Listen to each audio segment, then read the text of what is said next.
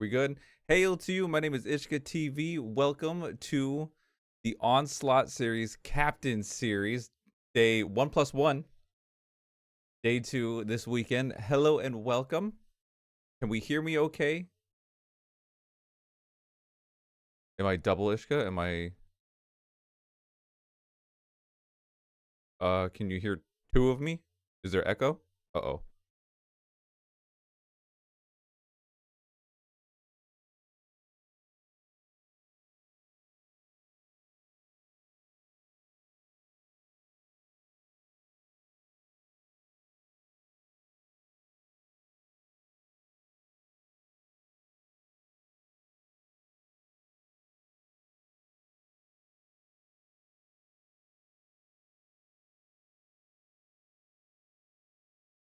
I have an audio issue, so I apologize for that. I'm not quite too sure why that's happening.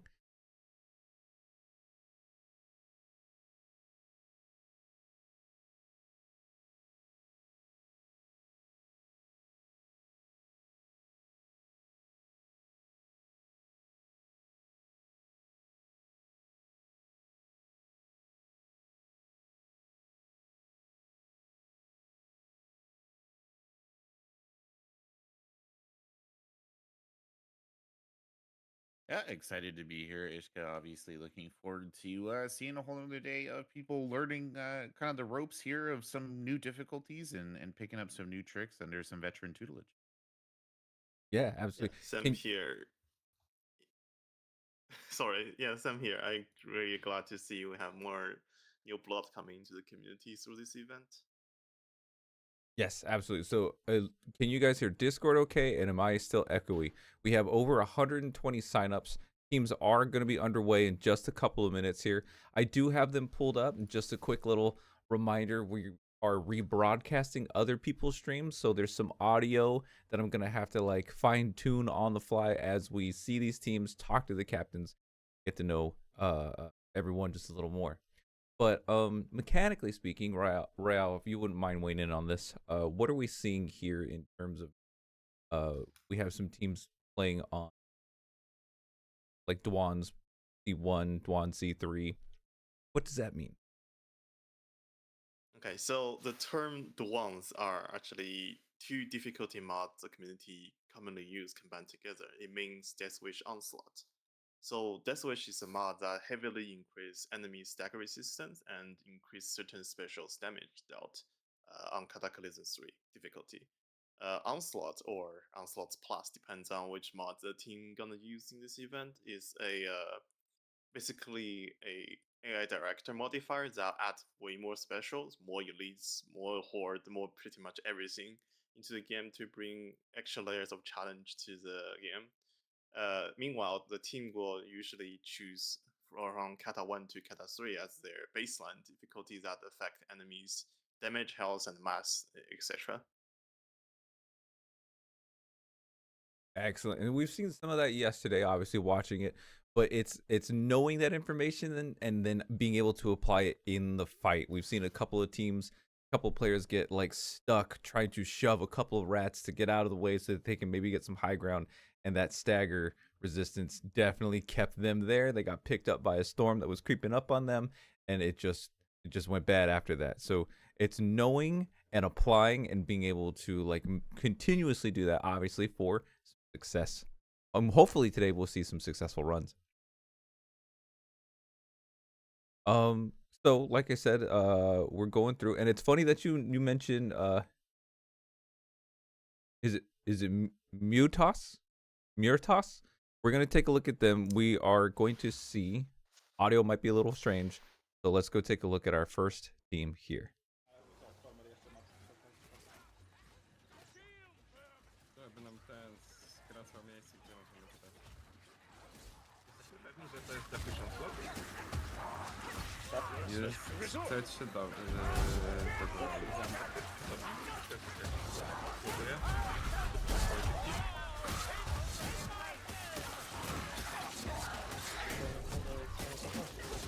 Lewą stroną tutaj. Przed nami You're Adrianami. innovating on Beczka gaming. this is how great. No, on okay. Zasłoniłem Very cię. exciting. Jesteś z nami?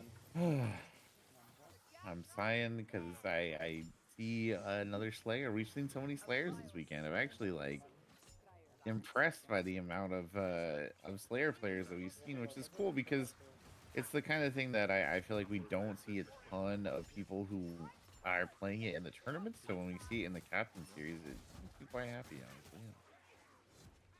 Weźcie Cool tego to see. krzyka i się It looks like ustawiamy they're tam, sort of gdzie working their way jest just pod bazą. pretty effectively along. This is a Cat of One Death Wish Onslaught team. Obviously, we have captains and whatnot kind of lined up, folks, and we'll be getting them in here as we progress a little bit deeper into the stream. We want to give everybody a chance to sort of see, I guess, or comment on the process of their team and what it involved, sort of getting them to a good point. So that's what we'll be waiting on here. Is it looks like they've just kind of picked up a hold position and they're just going to sit on that for a moment. So it's a good opportunity to just watch a team work their way through sort of the first level of difficulty. Yes. Jak ja tu stoję, to się beznadziejnie. Ja umrę, to zobaczę. U, niedobrze. Zakrętałem. Zabiją mnie? Nie, dobra. Podnoszę się. Dobra. Oh no. Podnosiłem cię przecież. Dobra, cofamy. Modu Chodźcie, nie rozdzielono. Oh no. I don't know what happened right there. They dropped like a stone all of a sudden. Wiem. Yeah, that's that's a modded run for you. Just like half a second, just drop dead. Waystalker got harassed by a little bit while there's like Astra that landed on him. It's like it deals like 40 damage a tick, so she basically instantly goes down. Już nie muszę. And while the team was dealing with as a threat at the front, unable to revive her in time. Yeah, now the Oh, yeah. Waystalker gonna spawn in the next area. It's gonna be kind of rough to get a revive. They have two pure melee career in the team, with Witch Hunter being the only one can shoot on our specials. Gonna be kind of rough. I see what you're getting at. Yeah, it's definitely gonna put a bit of a damper on things that they can't just kind of. They only have one person to rely on. Hopefully they can pull it through. I mean, they did it. I think they've done a good job here, right, to fall back to a more effective sort of choke point and just clear at least this wave. I think they were trying to pull him back to get a better respawn spot for the Waystalker, which if you're interested in this kind of mechanics, including the respawn mechanics I just mentioned, you can go watch the Onslaught University stream we happened a couple days earlier. You can find them on the YouTube channel or in this Twitch channel bot. But yeah, I think they're trying to pulling back to forcing a better respawn spot for the Waystalker.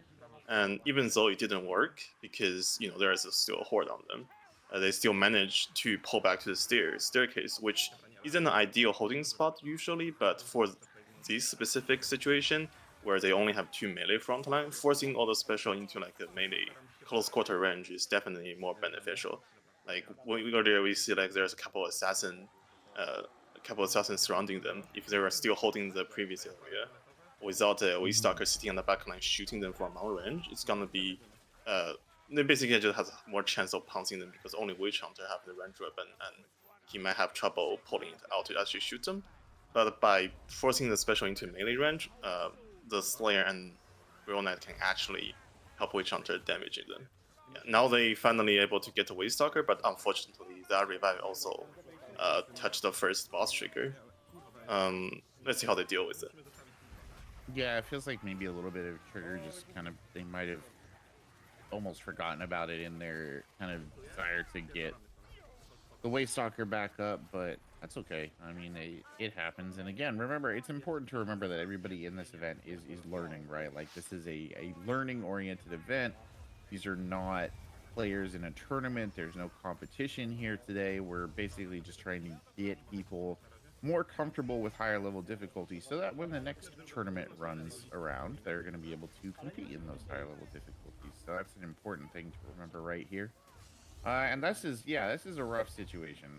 I don't think we're gonna deny it. I was gonna say though, you brought up the university series. It's a good opportunity to mention it. Over the last couple of week or day or so, days or so, we've been putting on a little series here for the Fight the Tide, just of talking about various YouTube videos, talking about various bits of strategy from various community members. It's all very interesting stuff. Royal, you mentioned kind of like respawn management. I know that we've had a bunch of different things that people have talked about. So probably be brought up by some of these captains as well, but it's just good to know that it's out there as a resource for anybody who's just getting into the modded realm stuff or wants to learn more about it. It's all very valuable, and unfortunately, this is looking bad to worse here for this team. Trapped by this troll, we got the Waystalker down, we got the Knight out. Might be, I don't know, they get him back up. I mean, they can at least isolate the boss. Yeah, I think they will manage. The Waystalker, they were trying to isolate the boss from the front line with the Waystalker, while the two frontline players trying to just keep the horde away from the Waystalker soloing the battle troll. They're doing a decent job with it. It's just very small corner. Troll has unblockable attacks plus the puke on the ground down the Waystalker ones, but I think they're gonna be on pace of killing this battle troll once they're dealing with this wave of horde. Right, of course, just like wave management, horde management is a very important prospect in and of itself, right? And something that takes some serious getting used to at the higher difficulty. But there you go. They did manage to get the troll down, so that's good effort by them. And now I think we're probably going to see them push forward, theoretically, right? Okay, I'm speaking with Captain, and we are going to be... A, czyli cofamy. No. Great.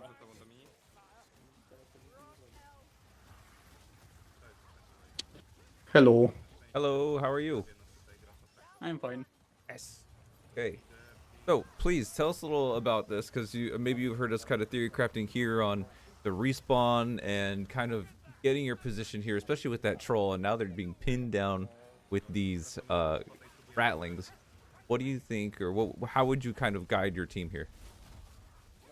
So the first thing I would do is I think they're in the wrong hold spot because they exited it, but unfortunately the Girl Knight is dead, as we see. So I would guide them by telling them to because they were just too slow in the first part, like of the pushing, and they were caught by the wave. So my idea would be to just either move back or push forward as far as they can, but unfortunately they're just in the pig pen, and I don't think that is an optimal strat. Yeah, I think what's happening is there's a little bit panic going on, and a little bit of relief by killing the troll. They were like trying to see if they can use a direct drop down to get the Girl Knight as fast as possible, but also the next wave spun, so they kind of just like couldn't make a decision pushing forward or backward, so they decided to just hold where they were. Yep, I agree with that. Yeah, awesome. So they're going to be making their way. Kind of tell us a little bit about this team. Is this their first time playing on this difficulty, maybe with each other? Well, so I got a pre-made team, and they actually played C1 once before this tournament, but they cleared like 2 maps. But when I started coaching them, I saw the mechanical skill is there. They just didn't have the Onslaught type of thinking, which is hold spots, team comps, and events. So I just taught them how the concept of linearization, which for me is just making the horde come from one direction and don't get like surrounded by them. But after the concept of linearization, I just taught them. After that, we went on to events. I'm just talking about the first day. So after that, we went on the events where we just went over some events. First was Hunger in the Dark, where I explained how that event works, and actually we learned kiting with that event because they just couldn't do it correctly, so I just had to like go over with them on. But yeah, the Onslaught thing just didn't kind of have the thinking for it. Okay. Yeah. One thing I noticed is like a lot of players coming to captain events. Our player has at least like very good experience in official realm, which is kind of weird because when you get into multi round, the first thing you need to learn is actually teamwork. Because in your official round, when you're playing with pups, like the team dynamic is basically non-existing. And so a lot of players, even though they have great mechanic skill, they don't really know how to play into each other's strengths, organized fashion onto events. And it becomes a problem when difficulty spikes in Onslaught comes in. Yes, I definitely seen that when they just triggered the boss and went to aggro some ambience. So that was one of the mistakes I saw from them. So I just taught them on how certain triggers work and what you would have to do. So generally the concept is you do the trigger and go back to an area without you trigger the boss, for example, and you go back to an area that is cleared from the ambience, because they usually like to push forwards instead of going back. And after I taught them that, it was actually a pretty smooth sailing from that point. So yeah, I forgot to mention that they're right now on C3 ones because I found that the first two maps are kinda too easy for them with C1 ones, so they're playing a mixed difficulty with 2 maps on C1 ones and two maps on C3 ones. Oh, okay. So I did get that message earlier. So they're going to be. Is this one of the maps where they're playing C3?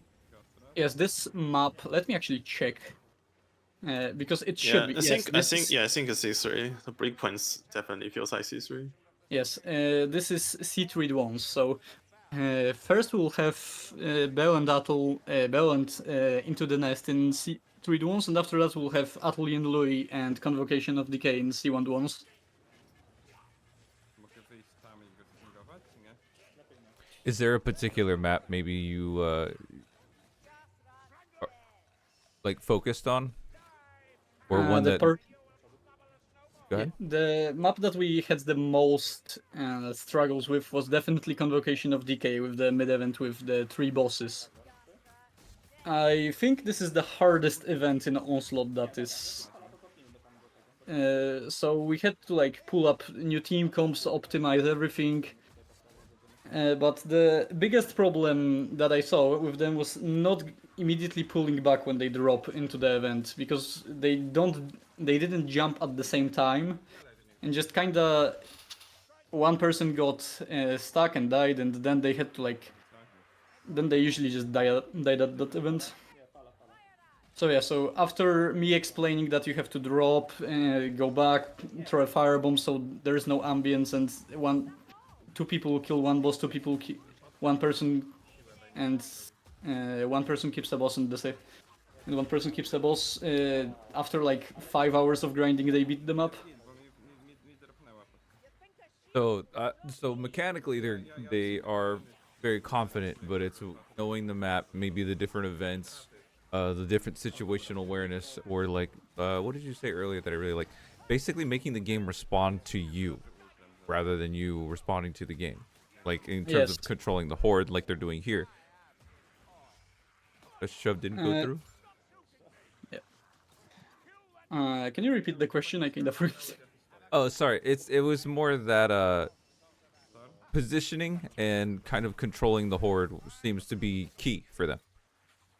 Yes, because they just didn't know what they didn't know how to, for example, find a hold spot. So I just didn't tell them where every hold spot is. I just kind of taught them the general concept of a hold spot, and now because I've seen other teams just go from before the captain explained some other things to them and just explained the hold spots. They just went from point A to point B, which is just not moving at some point. So my idea was to just teach them some general things about the map, and then show them how the hold spots concept work and the triggers, and after all of that they just kind of understood and went with the flow. So right now the C3 demons difficulty that they're playing on, they find it challenging enough to be hard, because if they played this on C1 was I think they would be in the final event. Łatwo są fale, tych najlepiej broni. Okay. Can you tell me a little more about your, I guess, like your coaching approach? It sounded like it was a little hands off, and you were like explore, kind of figure it out. How did you go about like analyzing the game or like them as a team? So in the first week, I really like said to them everything, and then on the second week, I just kind of like like you said, hands off, just not do a lot, just let them, just let them find the problems by their own. And every time I asked them what was the problem here when they wiped, they just knew the exact answer, so Oh, I that's didn't good. have a problem. Agrosem jest zdjąć. Dobra, Agros nie jest nami agro. So that's probably. Lecę z nim do Like, also the one thing that was really like difficult, maybe not difficult, but the team comps at the beginning were pretty not optimal, might I say, because they just didn't have a lot of special sniping, which which made them just speedrun the map if to find ammo. So after I taught them that you have to have a backliner to just deal with the specials, they just improved by like 20%. So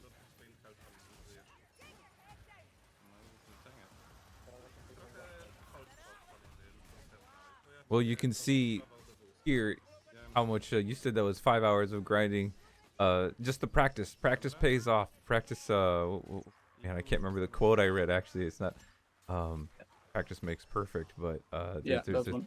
that's one of them. There it is. But it's just the fact that playing with each other, playing with a particular comp, being able to rely on your team. That's, I think, is going to be something we're going to see no matter what. I guess if you can't know who's going to be sniping, we saw just a little earlier before they came down to this drop down area. We had Carillion sniping, and there was some extra healing on the floor. So they even were, while they were killing, teammate came in, gave him some healing, topped him off, and they continued to push forward. And being able to just have, it sounds like just like a little thing, but that is big in terms of communication, what to expect from your other teammates. Yes, actually, their communication I think is their strongest ability. Like they have really good team synergy. Actually, they had like pretty good roles, but unfortunately, when we started, we didn't have a designed backliner. We had the Slayer player right now on Cistern. That was their backline. They just kind of relied on finding ammo, as I said. But yeah, after that, I chose the guy that seemed to have the best aim for sniping, and which is streaming right now, so it definitely helped. Yeah, their team play for me is their strongest, or their team communication is their strongest ability, I would say. O, bez hitu w finale w sumie. Jak finał w miarę pójdzie, ale bez finału będzie. Ja ten finał Ładujecie wszystko i co? I spadamy chyba. Po lewo. Dawajcie.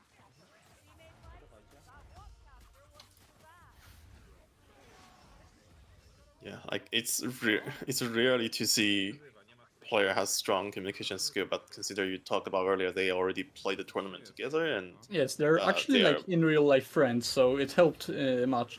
that Because- definitely helps. Yeah, that helps because they usually like just play with each other. They usually played official, but after learning about captains, they just signed up and just played some maps in C1 once. They actually beat Bell and I think Empire and Frames before the captains. So that was like kind of a kickstart. I didn't have to explain every part of Trigger. I didn't have to explain everything about the death with Onslaught, that stuff. Yeah, definitely makes sense. Consider everything you mentioned earlier, and you mentioned they are now onto C3 on the 2 easier map and C1 on Yes. C1 on harder map. It definitely feels like they have already like a good team synergy, good practice going on, but like you mentioned, they are still not very familiar to the rule of Onslaught. Like the 2 hard map you mentioned are definitely very 2 maps, like one's extremely focused on your positioning on the map, like the Assault and Louis, And Yes. also Convocation of Decay, which is like one of the hardest event on regular Onslaught, where it's like if a newer team that's not really used to Onslaught event and how to deal with the situation happening in the event, they're gonna have a struggle going on. While map like Screaming Bell, it's more like a testing of all your basic understanding and the skill of the game, but doesn't really heavily emphasize on anything.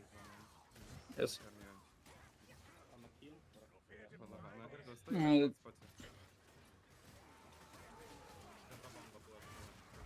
Tak, bardzo. I don't really have that much to add Oh, for that because for me the maps, like the easier maps, just test your general skill. The events are not that hard. They actually have a very unique strat for this final event that is slowly coming up. Yeah, the easier maps just test your general skill, like how Onslaught works, how Defusure works, how pacing. And the harder maps just test like specific skills, for example, boss killing and handling in that said event of Convo. Yeah, pretty much if you play 200% Twitch mode for a long while. Yeah. No i koledzy z Mołdawii jeszcze teraz mieli, nie? Po akcji. I'm actually surprised. Like so many teams in this captain event, when choosing a hard map, they choose Convocation of Decay than other choices. Honestly, I mean, I told feel them like it's the hardest map, and they just said, "Yeah, we're playing the hardest map." So I approved of that. very cool. Dobra, nie teraz Molly tej. Nie biorę. we go mega hard. That's what we noticed yesterday too. Like you said, so many people picking particular types of maps like combo. What about like this composition for this team? Are these the characters your players typically like to play? Are these comfy picks? I would say yes and no at the same time because. Oh, right now they're sandwiched. I hope they don't wipe. So how I made them figure out team comps was I started with picking the players that are the best suited for a career. For example, our Grail Knight right now was a flail World's main, so I'm pretty happy that I made him unstuck from the flail and put him on something else. Mm-hmm. But yeah, it's just like the team comps I didn't really like interview with them. I didn't make them like specific team comps. I just kind of gave them one comp for convo because they just kind of liked it and they're just modifying it to maps, certain maps. O, ja jestem żadnym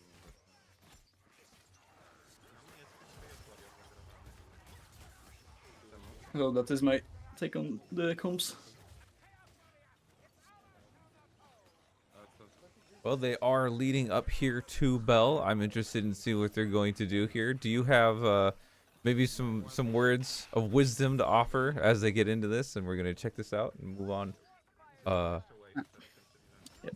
after this event. So yeah, so their Bell event is actually a completely new strat that I haven't seen yet, which is making the Slayer kite around and the three guys just hold in the thing on the right, which is new. I didn't really teach them Bell because they just kind of like every time I said to them, yeah, now play Bell, they just kind of one-shotted it as it. So they usually hold on the right here. So my words of wisdom here would be just not lose execute the event correctly. Tutaj? Na zakręcie? Chyba bardziej w prawej. This is, I think, what we seen here, especially with like the waist stalker perspective, is like you mentioned earlier, having that special sniper, and that is what we were talking about yesterday. Is really having someone dedicated to do that, and this has been a very good snapshot of what that looks like. Yeah, exactly. Because originally the team comps were the original team comp is Flail Zealot, Foot Knight, Sister of the Thorn, and Slayer, which should be theoretically working, but not on a higher level, like for example C3 ones, because you're just gonna run out of ammo if you can't headshot with like Foot Knight or.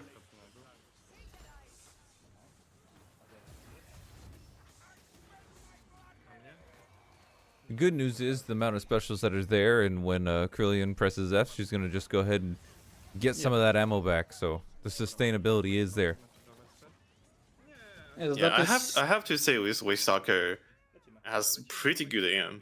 Like the strategy you mentioned they're gonna do is like I think it's like heavily relying on Slayer know what he's doing and just kill cancel his move tech as fast as possible, but also really he relies on Waystalker being able to cover him with a longbow. But so far, even though she like went down a couple of times, the aiming perspective of the Waystalker gameplay is surprisingly good. I gotta say.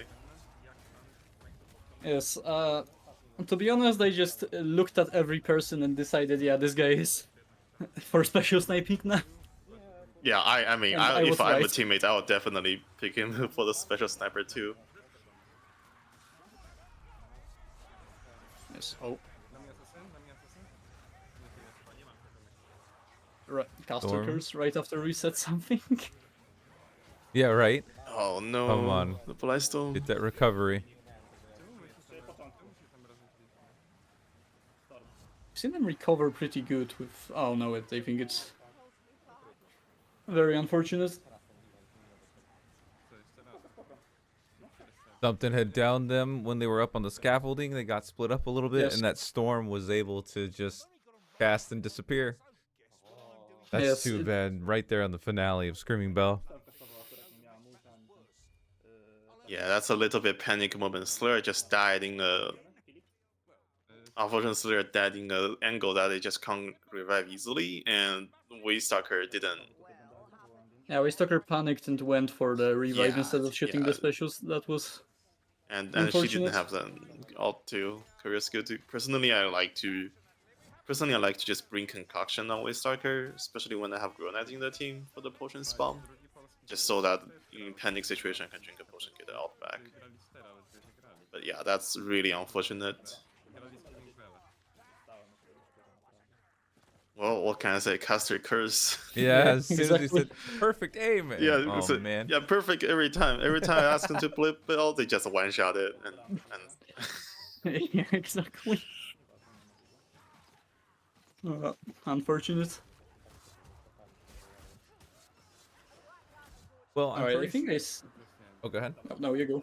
I was gonna say I'm pretty sure they're gonna be internalizing the conversation we're having right now, kind of analyzing what went wrong, what happened, what were the angles, you know, and I think they're gonna apply that and go. They were very strong in getting to that event, so I think they're gonna make it there Bramy zawsze na on this run, if not the next, HP. and hopefully they'll be successful.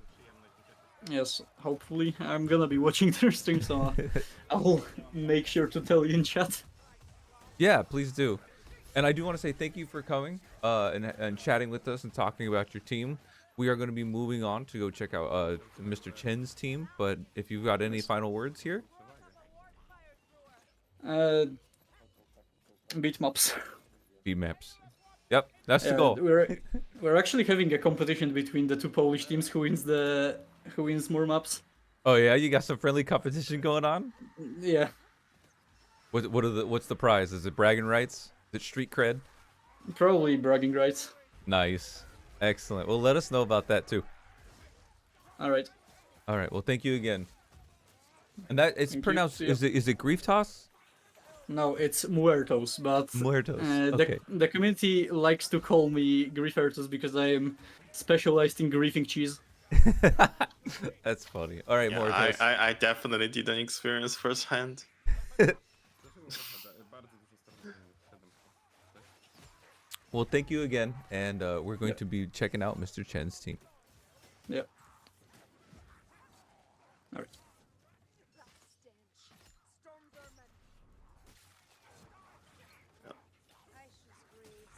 So, yeah, good luck to Murdos and his team. Hope they're gonna finish more maps in the rest of the time.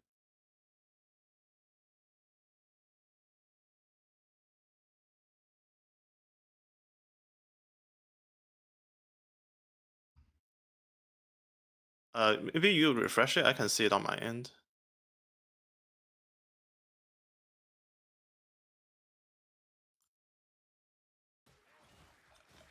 Oh, are you streaming?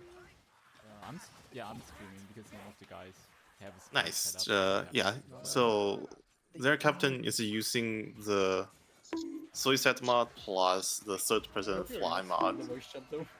to have like No, a I'm third not. person view of the game. Okay, very good. I think it's one of the most refreshing way to enjoy the game for me. When doing captain series, it's just like watching a 4-man team on third person. Usually it won't be. Oh no.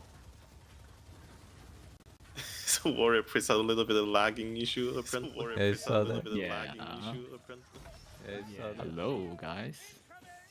Hello. Hello. Could you? Let's see. How? Could you How are you mute doing? your broadcast of us? Your broadcast of us. You mean on? Oh yeah, I know. Yeah, sure. Give me a second. Oh yeah. Now it's good. There we go. Okay, yeah, that'll clean up in just a second. Excellent. Yes, thank you for being here. Tell us a little bit about what's going on here with our team. Yeah. First off, hail to you. Yeah, hail to you. Now, yeah. Now my team is a pre-made. Now all these 4 people, they play a lot of Chaos Waste together and kind of started recently, like I'd say like half a year into modded, and they've already completed a few maps on C3 once. And so when we started as a team,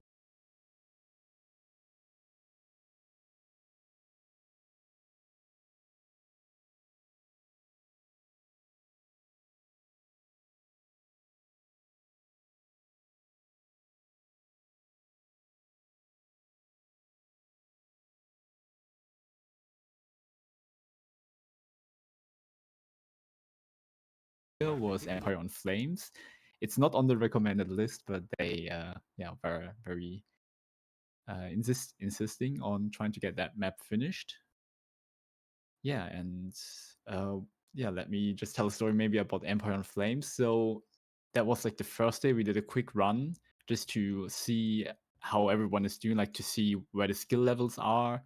And one of the guy wasn't available, so it was me playing with 3 people. And on Empire on Flames, at the end event, that's the end event where you have to get these 3 barrels and put it into the cart. And there's different ways you can approach this end event. And there's one very cheesy and simple strat that I showed them because they just wanted to see what kind of strategies were available. So we went with the hold in the cellar strat and exhaust the event. And yeah, that was very surprising to them that that worked. And so I got them basically more curious to just see all the different kind of strats. And so later on, I also showed them how on Empire on Flames you can grab the first barrel that's on the balcony above you. You can grab it from below, actually. And yeah, right now they're on the pit. And I think this is the map that they have the best chance of clearing. It's a relatively easy map, and it pretty much hinges on the boss triggers, which is one of their biggest weaknesses because it tends to get very chaotic for them. So they've already cleared the Storm Fiend like 5 minutes ago, so I guess they should be able to get through the mid event if everything goes well. Yeah. Okay, I guess when you are talking about bosses, you can see the lineup here. You've got a Foot Knight, you've got the Warrior Priest. Is it kind of chip damage until the boss is dead? I mean, you do have your Ranger Vet.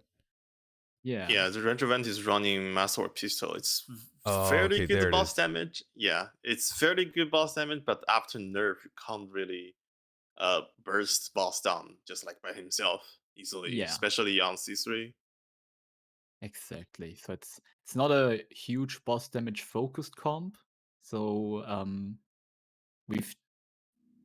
we have some other comps that have a bit more boss damage, but overall they've been more comfortable with this type of comp because first of all, the characters that each of those players play is very limited. So let's look at the Wizard first. The Wizard is played by Jay, and he exclusively plays Sienna and maybe a bit of Elf, but basically only Sienna. And 90% of the time it's just Unchained. So there's not much of a character choice for her. then we have let's go to the Warrior Priest, Felix. So he plays a lot of Saltspire, and other than Saltspire, I've seen him play a bit of Kruber, for example, Mercenary, Foot Knight, or some Dwarf. And yeah, similarly to Bob, he's mostly a backline player, and he mostly plays the Dwarf or Kruber. And then we have Satsuma, he's probably the most skilled one in this group, and yeah, therefore he's also able to flex onto other characters. So overall, the character choices in terms of how familiar they are is very limited. So we had to make some improvisation in terms of what team comps we could use. But overall, they had a good understanding of how team comps work, so they know the idea of that you should have like 2 frontliners, that you need backliners, that you need special sniping and elite damage in your team.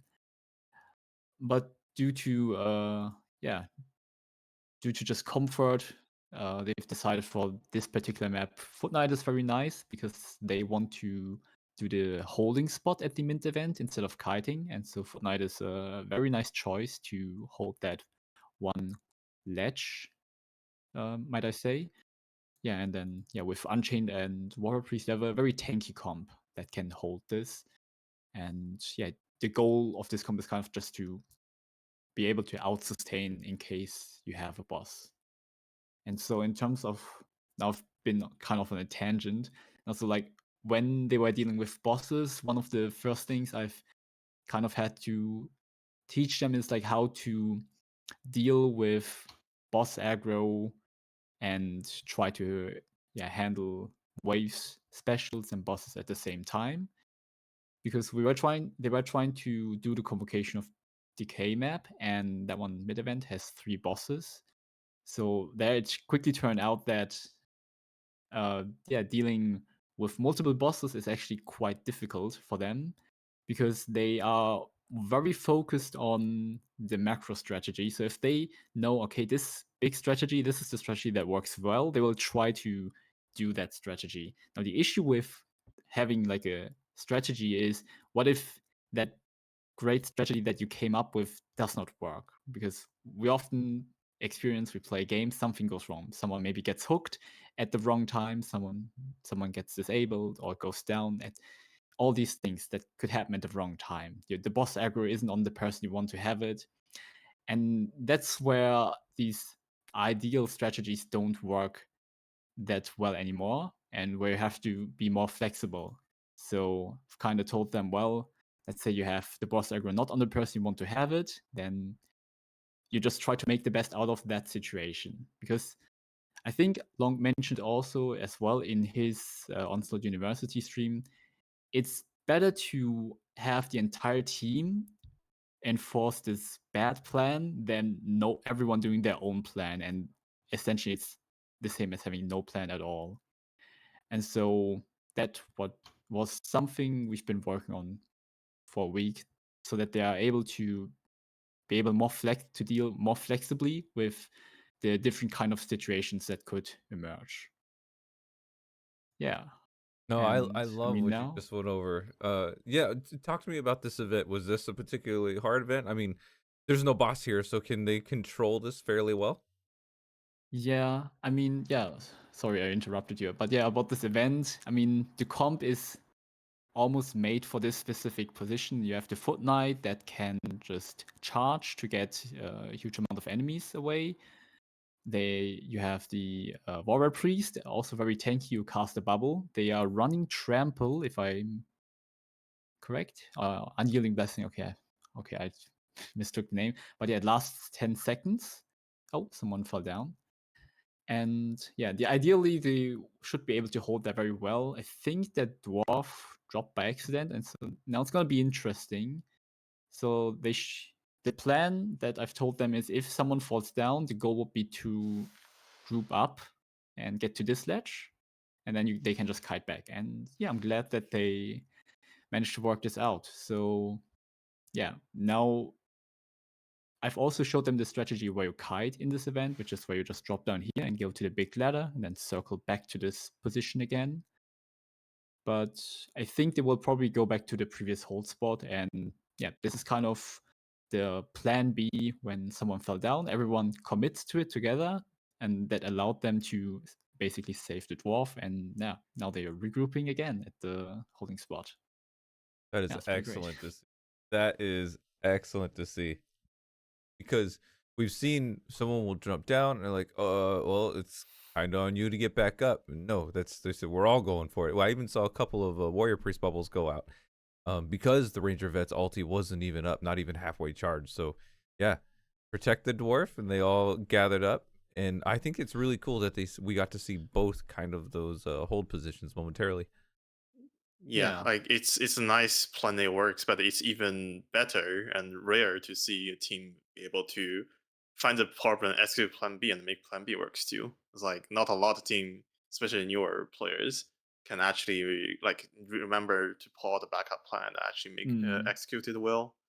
Slightly improvement is maybe give the purple to and save the Yeah. bomb. Like losing the bomb to bomb ranger vet's gonna hurts a lot in the next chaos section. They're gonna lose a big chunk of DPS. Also, did they have the sewer boss trigger? The sewer boss. Yeah, they got the boss where's the boss? They got the storm fiend where there's this Okay, huge wall with the ladder where you I climb see, I through and then see. you go to the house. So, They got it before there. it's not sewer boss. I think they're fine then. Yeah, But it's yeah, like the losing bomb on ranger vet kind of hurts. yeah. So that wouldn't be too good. Yeah, but besides that, And I'm really happy to see they able to make a backup plan work. It's really yeah, rare and really effective. yeah, that's often what happens very often, even with like more experienced players, is you are in these intense situations, and it's easy to think about what you should have done when you are watching because you don't have to worry about the enemy in front of you. You just see the entire picture. Hmm. And obviously, as the player in the situation, you need to think fast, or you just like you either already have it ingrained that you should do something or you don't. If you go by general rules, such as, well, we got to stick together, that can work out very well. And yeah, here, oh, yeah, he almost got stuck there. Yeah, here, I'm glad that they managed to get this worked out because it looked for a second that they would not necessarily be able to recover. Like these intense situations can always easily go wrong. You like everyone drops down, someone takes an unlucky overhead, like the and like the Foot Knight, and then you've lost a lot of crowd control, and that could have ended the run immediately. So, yeah, it's nice that they got out of there. So now I guess, yeah, they cleared this up and pretty much without running into the triggers. I mean, this one is a patrol trigger anyway, but yeah, now I think they should be able to finish the map now if they don't do anything stupid. But yeah, also another thing that Cheese mentioned, which I find is makes a huge impact in a sense, is about which items should be on which character. Like the Kong potion is probably better to have on the Foot Knight or maybe the Warrior Priest, just for the immediate utility that it can give. And this is what makes Vermintide so interesting, that you have all these small things you can do, and all these small things accumulate to your entire team being much more effective at combat. Like fighting together against the horde is always much faster than everyone separating and fighting the horde alone. And yeah, I think this is what's really amazing about this game. And yeah. Yeah, I'm sorry. I'm still thinking about the media event. Like it just Yeah. I'm just so happy to see a team Yeah. actually remember to use Plan B and make it work. It's like Mr. Chen mentioned earlier. Like even very experienced player when they're playing, like remember to do Plan B as a group and actually make it work is so rare. But I think that also reminds me one thing you mentioned earlier. Like this team kind of have like kind of fixated on their character and career choices, but also at the same time, because they have like fairly limited character pool, these players are like Mm. very very used to their the careers they're playing right now. I think that also plays a key roles onto into their event strategy and able to pulling out what we see in the mid event right there. Because like Mr. mentioned, it's like when you are actually playing, not actually spectating, there's just so many things going on in the game. Like you need to think about the strategy, you need to verbally communicate to your teammates, and your hand need to clicking on the keyboard, even though sometimes they don't really do anything or do the things you want them to do. But Yeah. being able to play the career you actually plays a lot, just like alleviate the situation so well because all these players can maximize those careers capability to help them deal with an unexpected situation.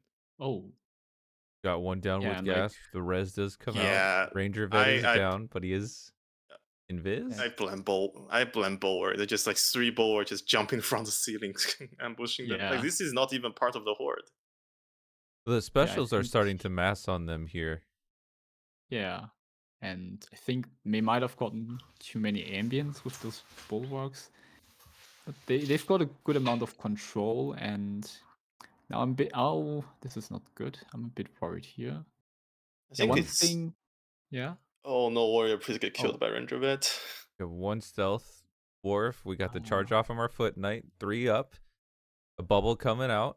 Backs are to the wall. Our ranger vet is invulnerable for just a moment. Another charge coming out. We do lose the warrior priest. Yeah. So yeah, another thing is like cycling cooldowns is also very important. I think Long mentioned that as well in his presentation that it's important that you always have like these cooldowns available to de-escalate.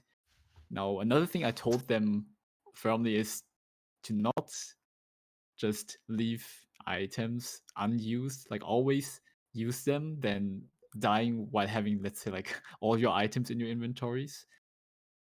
Oh, this is looking Ooh, oh, that this is lantern. Oh, gas rat. unfortunate. There's no It Oh, ultimate. might be that doable. gas. We Yeah, do this get is a they wizard can't up. jump out on the right, I think. Let's just hope they make it. Yeah, This is not looking good. yeah. This is the whole. Yeah, okay. Yeah, they probably lose the Aw. space of people jumping Yeah, out. It's yeah, there unfortunate. was. Yeah, That's really unfortunate. But yeah, I when I'm coaching my team, I told them if there is a bulwark in the ambience you pull, you basically in your head you just double the amount of ambience you get because it takes twice as long to kill them now with the bulwark in them. yeah, they are It's very just so tanky, annoying. Yeah. and also the way that they like stagger you with their charges is Yeah, like like very disruptive. especially for their comp that they don't have like an easy one shot method. They don't have a shade or a grenade or bounty hunter to just delete them, remove them from the game. They have to actually melee bunk them one by one. Yeah, yeah, this is also probably the downside of this comp. Like there's no immediate elite damage, Yeah, and moving into chaos section. Skaven section pistol is amazing, but also we see how much friendly fire can do. The warrior priest just gets smoked immediately by yeah, the ranger vet there. yeah, yeah. Otherwise, I think if I talk individually about them, we've also individually gone like a bit through like how to play careers. Like mostly, there was one section I was focusing with Bob, since Bob mostly plays backline. For Empire, he was using what's it called, the Huntsman with the bow. And so one thing like we had to work on was having him focus less on the leads and more on the specials, so that the special pressure is taken care of instead of having the sister that they had in that comp as well, doing like all the lifting, but then not killing the specials. And so that's something that's definitely gotten better now, like the focus on the specials. And so the only thing that I'm really hoping is that yeah, they keep working on just overall situational awareness and probably like cycling the cooldowns. I think once they've got that down, they probably should be able to clear or the more difficult maps as well. So during the practice sessions, we were able to see them. I was able to see them clear almost all of the maps. So they've cleared the pit 3 times already. Righteous Stand they've cleared as well, and Empire in Flames, even though that's not in the map rotation. And for the last map, they were practicing Convocation of Decay, which is also known for its difficulty. And they have decided in the end to rather do Blight Reaper, since they just find it more fun to just go through the dark tunnels. Nice. And yeah, so I'm also curious to see how that goes, because they have not practiced that map very much, only like 2 or 3 times. So that's going to be fun for me to watch later on as well. Yeah, absolutely. And Well, I appreciate your time, getting insight of your players and telling us about like the strats and how they build around it, on how they approach these maps and these challenges ahead of them. But we are going to be swapping to another team. Yeah. So if you have anything you'd like to shout out to your team. yeah, I guess one last thing to say is that their communication is really good. So that's something that we didn't have to work on at the beginning. They were like a pre-made, so they already are familiar with the other teammates, and Satsuma is doing most of the call-outs, but overall everyone is doing the call-out, and it's nice that they are very communicative. And yeah, it's also nice just that they have a team so that they can have fun.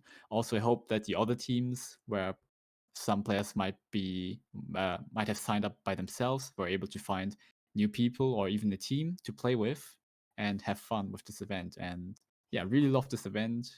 And yeah, hope you guys also have a very nice day. Excellent. You too, Mr. Chen. Thank you so much. Yeah, thank you.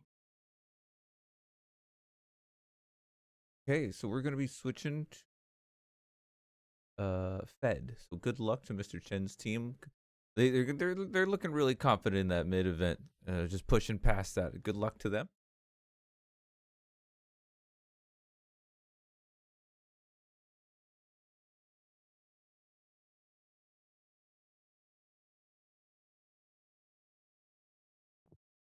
It's all very wonderfully informative to hear from these captains as Don't well, even because know they the really have a fact they good have women's merch on good that. grasp of what makes these teams tick, which I really appreciate. I'm just talking about, like, them playing what they feel comfortable with, and True. picking the I maps am that they actually like a the last 10-year-old one, Blight child. Reaper, just for fun. It's That's good to see that kind of choice, vibe, that because people I'm are 10. able to kind of play what they like and have fun. I Yeah, At the end of the absolutely. day, that is the point after all. Okay.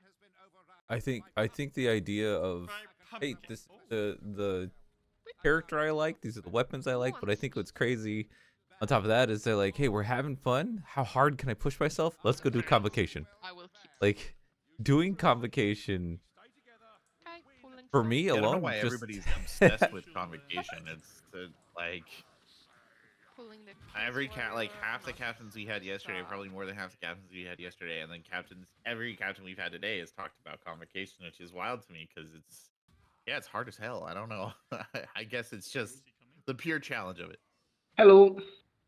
Hello, this is Fed. Hello. Welcome to the Yes. stream. profit. Thank you. Maybe. All right. So Start the team pulling some stuff. started to make them play on C1, and they were practicing on C3 once for quite a bit. But I guess for the stream they went safe and played on C1 once. So Why don't you remind me? they got a couple of wins also on C3 once. Like sometimes they couldn't play all together, but I filled in. No, you could not. So that's one thing a couple of other captains had said, was it was kind of difficult to get everybody on at the exact same time. Yeah. It kind of made me think of when you're like, oh, let's play D&D together, guys. Yeah, let's just play every Friday. It sound good? And then what's on? Like, it's hard, just life happens. Now it's all right. Yes, But, I was like, if even two people around, like we should probably get some game going with some other guy, because otherwise just too many times skipping. Hmm. Do these players have they played with each other before? So No, no, let's no. do this. They Forget to put on they Netflix one on is the a go, Wave so player, it's best to do it. another one is I feel less bad. Peregrinage player, and the other two just play on quick play. So no one was from the simulation as well. So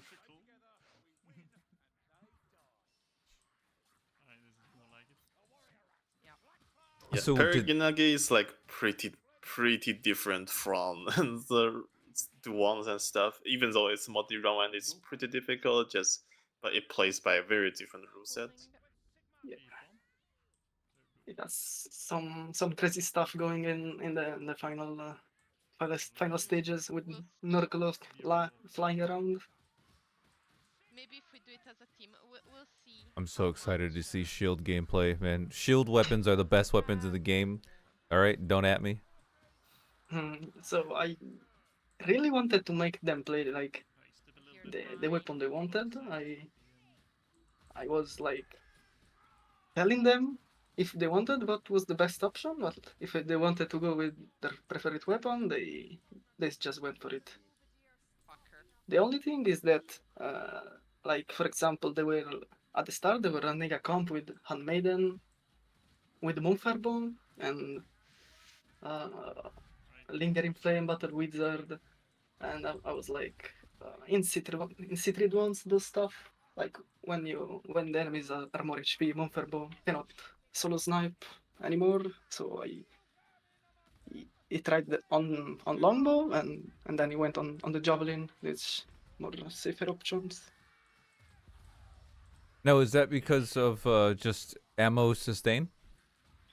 Yeah, so like on Citrid ones, they can be 6 special. We're in a good place. There are 6 special slots, so you can have 6 special at the same time. And with Moonfirebomb, with the damage he can dealt and the Then stairs. how to say, like Moonfireball has a certain charge, and then he need to recharge. So like you can kill 2, maximum 3 specials, and the others can do whatever they want. So it's not sustainable. Hmm. Yeah, you can Moonfire can like if you charge it with full energy, you can fire like 5 arrow and take 2 or 3 arrow to kill one special on C3, and they also die with a delay instead of instantly die. So Yeah. it's kind of rough to solo snipe with that weapon in modern difficulty. Did in terms of balance, and this is, I guess, a javelin question. Did balance patch impact javelin play at all? So I'm pretty sure they're playing tournament balance, right? Yes. yes. Yes. Yeah, so then Javelin is reverted to pre-nerf version because even though in official realm Javelin is like the old Javelin at least, it's a very, very strong. their number doesn't really scale well into Kata 3. So the tournament balance actually reverted to the change in official realm. So it is still a strong pick, not just sustainability wise, but just like damage output as well.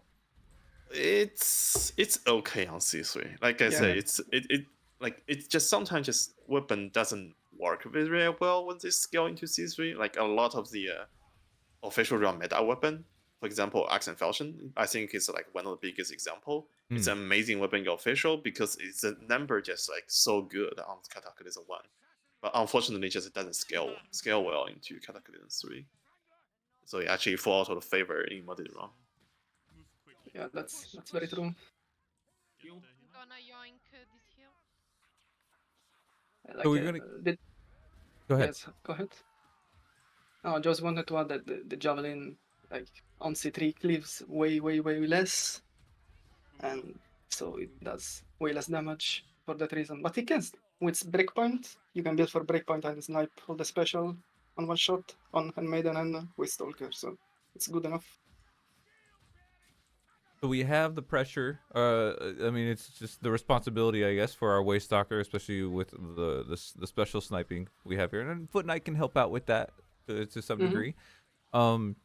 What else are we seeing here? Is that a role that our player for Carillion like naturally went into? I want to snipe the specials, and someone else says I want to frontline. Like, how was the team built? Yeah, so like we have Vernick here that I think he played 98% of the time Slayer with a two-handed build, and I make him play once Grail Knight, and that's all. Like he only was playing wanted to play Slayer, and then she was squeezing it. He played a lot Battle Wizard, but it was just because she wanted to change. Most of the time, uh, like she said that she always play Waste Stalker, and so Okay. she could play those two characters. Thank Ah, you. Yeah, but yeah, so most of the time the backliner were Squeezy or Baudrillard, and the other two wanted to frontline. One more.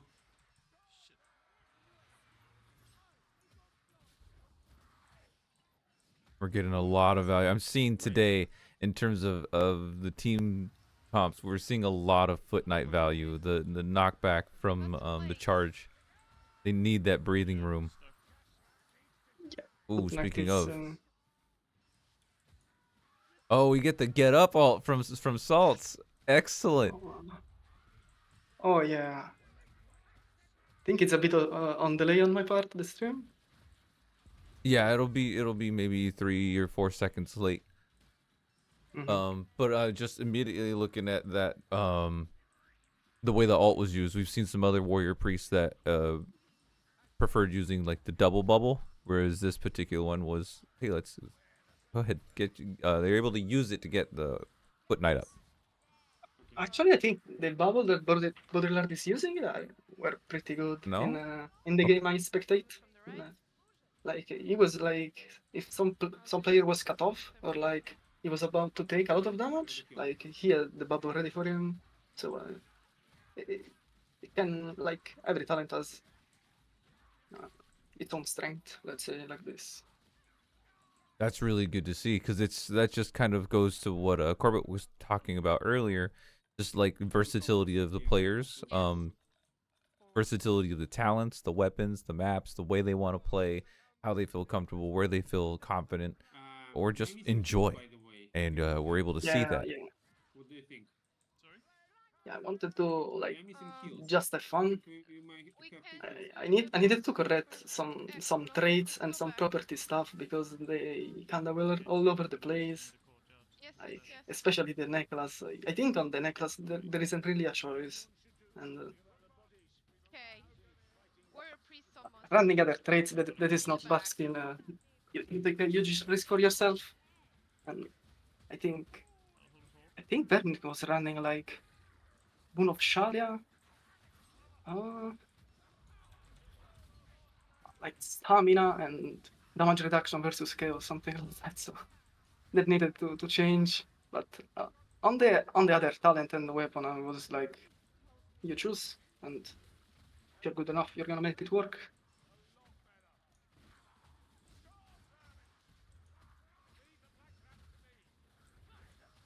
I can't. Yeah, Charging. that reminds me earlier with talking with other captain. It's like especially for your players, a lot of time, rather than forcing something that they are not comfortable but technically better, a lot of times it's just better to let them play on the career they're comfortable when they're getting into like a new difficulty, because there are like Yeah. so much more new information they need to observe and learn. So having something they're familiar with on hand Yeah. is better for them to get into new stuff. Yeah, that's true. Also, like, it's a bit painful to watch this because I think one thing they did perfectly is handle boss and horde at the same time. They did it like every time correctly. This time didn't really work out. Looks like they lost a player because they weren't able to hold the choke point, and but they have Warrior Priest Aura to do more damage to the boss, and I think they should be able to clutch out now. Ruben, get special, please. I wanted to say the thing they struggle the most are the kite event, which are unsurprisingly a lot. On the slope Like and on hook. even on Bell, they struggle a bit Okay, doing nice. the rotation, but on Righteous Town they weren't moving. So the boss dropped down and they were just standing still, fighting everything. And once it worked out, but all the other time it didn't. Yes. Oh, I was wondering what Ah, the charge was. I should be able to tell, but like I was like, hopefully, I was just praying for them to have the 3-second invulnerability. Like, get out of that gas, because it was the animation of stopping that caused them to die there in that gas. But they're gonna get cornered. No, I ay, think, ay. like you had said, and this kind of leads into a question: the way that they were able to handle the boss and they were able to handle the horde at the same time with only 3 people. I did hear someone calling out, like, "Hey, Kruber, take care of the specials." I, I can only go Yeah, for is their the yeah, communication banner typically if I pretty on feel point like that I that? need to yeah. hold HP, but I will Communication never be able was to good. hold I think anything. Squeezy was the one to communicate the most, So but please, even the others I'll tell you. were calling out sometimes what to do God, and don't leave me like on the if horde. special were around. And mm, I feel like they were a little bit unfortunate. Maybe like they started playing way before and maybe a little bit tired. I have to guess Pull them.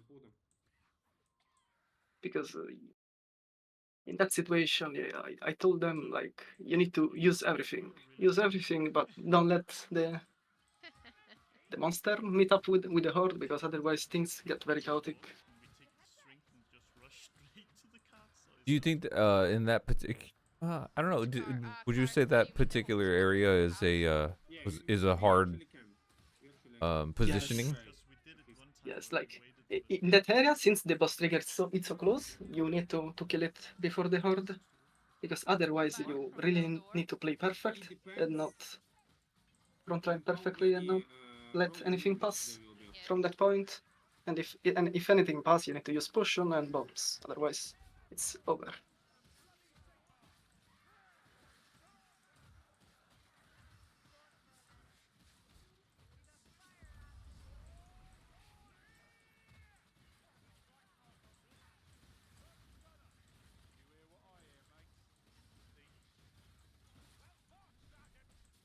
We're able to see here, especially, oh, there's the great hammer. We're able to see just like how those 2 shields are able to kind of create like that line of skirmish, and in the best setting, that gives Then Carillion the chance to get the special sniping done. It opens up for our Slayer to just get the damage in there. transferring to Slayer. So Yes. in terms of that, is that kind of like how they want to take their bosses as well? Maybe you would have like Kruber or Saltspire kind of dancing on a boss while opening it up for our Slayer. We have horde now and we are in a Yeah. So when fighting a boss, I think the most important thing is that Let's back if you do a side. mistake, you're not on borrow time. So if you take the boss aggro, you should have a THP talent that allows you to recover 10 HP because otherwise you do one mistake, then you do another, and you're dead. Hmm. So I told them that Lilian should hold the boss because she had 10 HP on crit and headshot, and otherwise it probably will be Slayer because it's the most damage. Like it's many special are around, of like if you get the aggro. And, on the other side, if they're fighting the boss alone, they can switch role. Since like Kruber doesn't do any damage to the boss with the shield, you probably get on specials, and Trillian with the javelin can do more damage on the boss.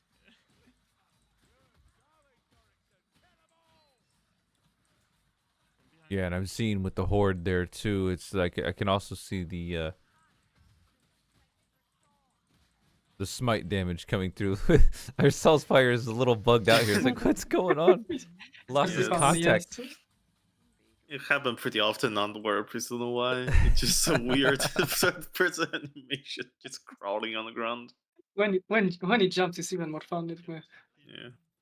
Don't worry, he's just praying Sigma really, really hard. But yeah, seeing the smite damage come out on a horde as well, just you're like, well, these shields don't have too much damage, or at least they have a ton of control, but where's the damage coming out? It's kind of like a little bit everywhere. Oh, the praying session is over. Seems like for priest. He's stand up again. It's over for these rats. Yeah, like that's true that usually shield don't excel in damage, but there are a couple of shield weapons that can deal pretty good damage, and one of them is the flail, and the other probably Kruber shield and lance? No, lance. Spear and shield. Yeah, spear and shield. Both spear and shield does okay damage. Kruber spear and shield just more common to see because it's accessible by all 3 Kruber courier. Elf spear and shield is only a handmaiden. Rats.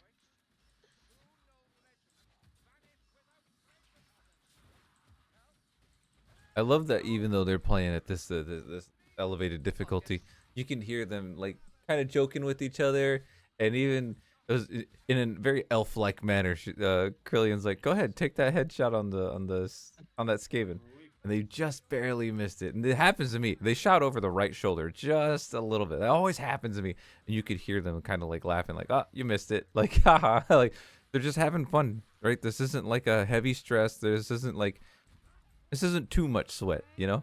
And I really like that because I think that encourages people to keep playing and keep like trying, you know? Maybe you'll wipe here or there or in a boss fight and you're like, well, better luck next time, instead of being angry at the game. And It's a bit of trash in the back. that's just a testament to the players here.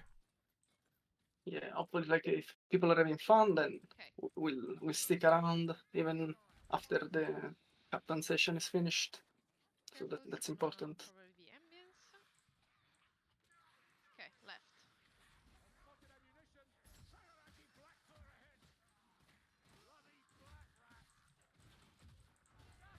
Okay, awesome. Okay, well, we do have another team lined up to speak to. We'll be speaking to Weak Cheese Taker next. So if you want to give us any words of wisdom or maybe kind of shout something out for your team, maybe they're watching while they're playing too. I think I said already everything. I don't have anything else to say. All right. Thoughts for me? Well, either way, Fed, thank you so much for playing and thank you for coaching and being part of this event. Thank you. We are going to see what happens here when they're in this alleyway. I would love to see them get past the pig pens. This has actually been a very hard spot for a lot of teams getting their way out of here and then getting into the secondary alleyway, trying to just lead up to a market, because a market's when it gets really crazy, but it's kind of those difficulty spikes. Yeah, the reason team stuck in this corner is because this is where like most of the first trigger happens on Screaming Bell. Like passing this point, you're gonna touch like 2 or 3 boss trigger and 1 extra patrol trigger. So No, we don't go to the corner. usually what take your time here, clear the horde, making sure nothing's on you, and then you go forward. To fight the boss. We go at the end of this road. And you know, Yeah, if you run into a boss trigger, you're gonna come back again to deal with the boss. So often you see just Right. team just stuck here for like a very long time.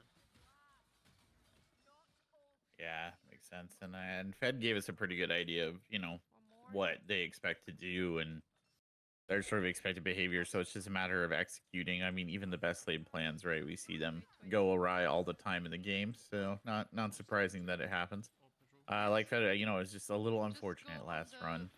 yeah, Similar, go back. hopefully not similar vibes here. Or because if we get also horde. I think there's a fire rat, a ratling, and I let's thought I move, heard them like, say the forward, word so patrol, but I'm fire not in the back, sure. on the monster. So that would be a little unfortunate. I mean, they cleared that hold spot relatively well. I mean, they did what they had to do. Yes, Oh. left. Now we've got the floor is shaking. It is a troll. I was actually hoping for And we're another back to ogre. it. Yeah, yep. Okay. I feel like Troll is a particularly unpleasant boss to deal with in this particular hold spot, just because there's so little room. Yeah, left. Kruber, If he right starts ward. Ralphing all over everything. Yeah, I mean the troll has a number of things. Yeah, like you said, that puke is going to cause some trouble, especially with just vision and stamina and damage, forcing you to reposition. He's got a giant axe swing that can launch you across and separate you from your team. And on top of that, he also has the threat of regeneration. So if he isn't at least tapped 3 seconds, he'll start gaining some health back. And this team does not particularly have a lot of boss damage, so it's a large time commitment to killing a troll. Or it Yeah, can I know be. in previous sort of like Captain Series and previous tournaments and stuff, we've talked about what everybody's kind of least favorite boss to face is, and trolls up there. A lot of people really dislike it, and it's very understandable to see why, just because it takes so much time to kill them, unless you can just burst them down very quickly. And then you have obviously the time for the hordes like this to come in, and then we're just extending a war of attrition here. Fortunately for the members of this team, I mean, they're all kind of handling this quite well. I think that they might have just opened up the opportunity to really focus on the troll here. I don't. This is just mostly dealing with specials now. Sorry. We'll do that. Excellent. Yeah. And there's the other thing about the trolls. You got to down him first, and then you've got to get the down phase, and then you have to deal so much damage to him to make sure that he doesn't regen. Hello. Yeah, Biotroll. Yeah, Biotroll has like highest effective HP among all the bosses. But Yeah, just nice a job on sponge. nice job dealing it well. Like they having the even not having the Foot Knight to snap special because he has the least amount of the blast damage in the whole team. Drop. So having Waystalker actually to just javelin melee him is actually optimal for their boss DPS strategy. Yeah, that was actually, I think, really well handled. I'm sure Fed is happy with that performance. They look like they had a really good lock on that, and hopefully makes up a little bit for their previous run where it was a little bit less lucky. And then it's just on to the next hold spot and so on and so forth. Poor Foot Knight's taking a lot of damage. This is like some little evil rat just stabbing him in the back. Hey, that's There's always Vermintide. one. Yep. There's always one, and then and somehow they made it worse in Darktide. I feel like there's always two now, so I don't like. They want your I'll kidneys, be you shooting know? something and I get just stabbed in the kidneys. Exactly. What's going on? Like, where did you come from? You weren't there 2 seconds ago. So anyway, that's just how it be. But it looks like they're handling another horde here as well. So yeah, it's interesting to see the maps that we've seen a lot of Bell today, which I think is it's a map that I think a lot of people write, and you can tell me if I'm wrong here, Royale, but I feel like this is a very good kind of like starter map, a baseline map, right? People expect to be able to clear this one. Yeah, Bale is definitely a classic multi-round map. It's usually the first map you think about when you say introducing someone to the new multi difficulty. I don't know that Into the Lair would be the first map that I would think of as we switch over here. Just because the changes to the Scarrick boss fight make this significantly more difficult, I think, for most teams to play. So it's definitely a step up in terms of challenge.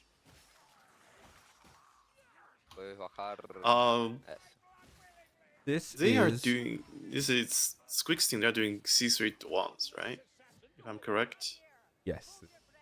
Yeah, it should be C3 Dwan. So if we talk about the fight itself, the most significant changes is basically the amount of the ambient Scarrick gonna summon. Sure. It's like it's just a huge wave of Silver and stuff. However, unfortunately, Scarrick doesn't really have very high scaling into Cataclysm 3. And I believe this is also what this team is trying to do.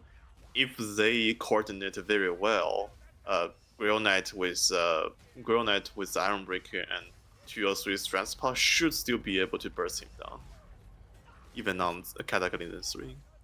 But if they aren't able to kill them instantly, they gonna need to prepare to deal like waves of Plague Monk and Stormvermin summoned by him. Is that correct, Squeak? I jumped into the tail end of that. What were you saying? We're talking about the strategy for the end event for them. Oh, for the end event? Are they trying to burst down Scarrick or? Yeah, I think with the this is a pretty standard Nest comp. I think Grail Knight, IB kind of taunts, keeps stuff away, and Grail Knight just chugs potions and ults Scarrick whenever he can. But I think if they get the circumstances right, they can burst it pretty quick, like you're saying. Yeah. I think the idea is to just dump as much damage as possible and then kite around as they need to.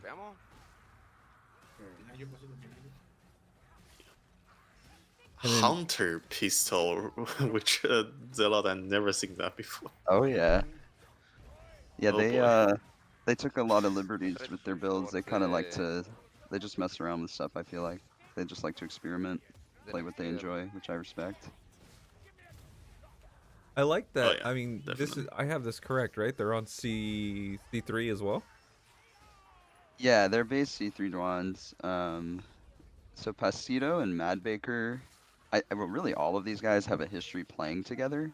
So I think they really just kind of wanted to group up and get a little bit of coaching, but all of them have played C3 Dwans a decent bit already. So I think they more so just wanted like a little bit of help, but they're already like pretty good. Like they definitely knew how to play C3 Dwans and stuff, and they have a lot of experience. So I think they just wanted an environment where they could learn a little bit more kind of thing and get to the next level. Was it maybe even like the mentality of like, do you think there is a shift of the difference between maybe C3 Dwans and like a tournament mindset? I know we're here, this is a learning situation, but do you think like gearing up for a tournament for them? I think, yeah, maybe that's a good way to put it. I think they wanted to kind of build the team a little bit, right? Like have that structure and play together more and like kind of practice for a tournament environment. I think they're pretty interested in doing that. But I think they just honestly like playing together. And since these guys are South American, so they don't have like a lot of options in terms of who they play with, unless they want to be on like 300 ping. So yeah, I think they wanted to just have like a solid, consistent group, like get a little bit of coaching and push forward and stuff like that. Because I think literally like the first day they cleared like multiple C3 maps, and I was like, I feel like you guys should just play the next difficulty maybe. Like, like No, you're no, kind that's of awesome. cooking. Well, I guess the follow-up question with that, because we've had some teams have an issue with everyone being on at the same time. That could have been time zones. That could have just been like life obligations. Right. Were you able to have like solid team play, practice time, or they Yeah, had played with so each other previous? right, yeah, they all like knew each other. I actually knew Fastidio and Mad Baker as well. I've played with them a decent bit, so it was kind of nice to have the rapport already there. But they played together basically every day. And then Sleazy was like my co-coach because we both had a bit of a tight schedule, so we were like, let's both coach a team so we can help them when the other one's busy, kind of thing. So he was able to help them, and I was able to help them a bit. But even if we weren't there, I think they literally played like every day. So they practiced a lot because they're all the same time zone, or at least very close. Yeah, that's great to hear. Yeah, It's they played kind a of lot. rare for teams still practice in their own time, play with each other. Right, I think they were like very self-motivated, which was super nice because like even if we couldn't make it, they were like, yeah, we're gonna play anyway. I'm like, yeah, like that's the best way to learn anyway, is just like play with your group and like kind of figure out what works for you guys. So in terms of that, so we know that they've played with each other or they continue to. What was some of the things that in terms of when you say just get some coaching in, like what are they looking for? What was the things that you guys worked on? Yeah, so I think a big thing they wanted to learn about was like how to build team comps, and then like we practiced events with them like a decent bit. I think like kiting and stuff was maybe a bit of a weak point for them, so practicing events like Righteous Stand, the Pit, stuff like that. We were trying to kind of show them how to like play together as a team and like how to kite together and things like that. And then builds was like another thing. So I think more in terms of like high level or like maybe macro as opposed to micro. They were kind of more interested in like the bigger picture as opposed to like how do I don't know, how do I hit the rack correctly? Like if that makes sense. No, yeah, no, that makes sense. Which was kind of fun because I feel like team building and that kind of stuff is like one of the most fun parts of like playing modded.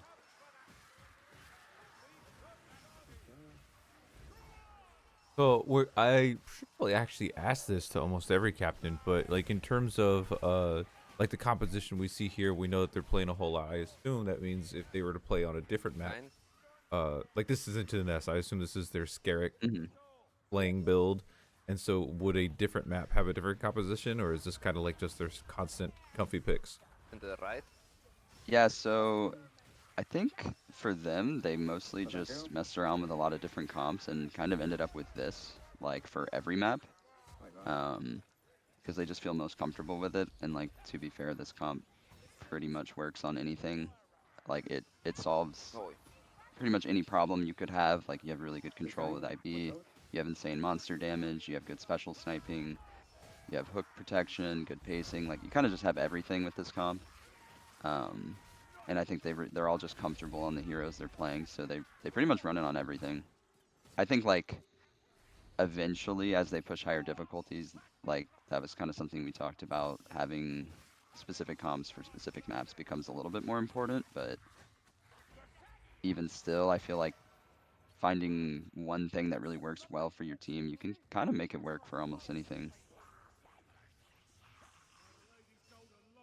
Assassins. Bakit?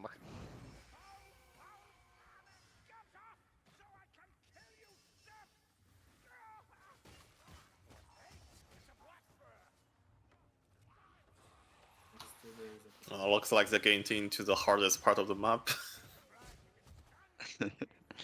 I hate this area Yeah. so much. There's just so few good holding spot in this part and a Yeah. lot of like triggers.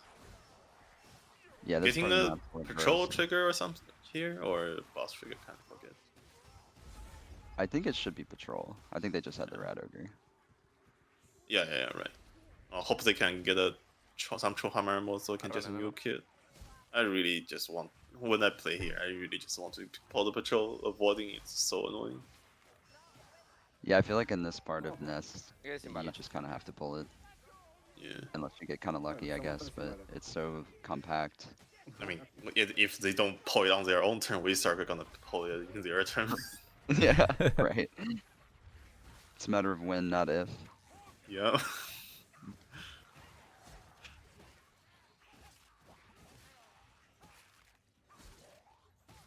Like even if they don't get ammo, they should be fine. looking solid so far. They should definitely step up a difficulty so far. Feels like. Yeah, I think mechanically they're very solid, and they do have experience playing together.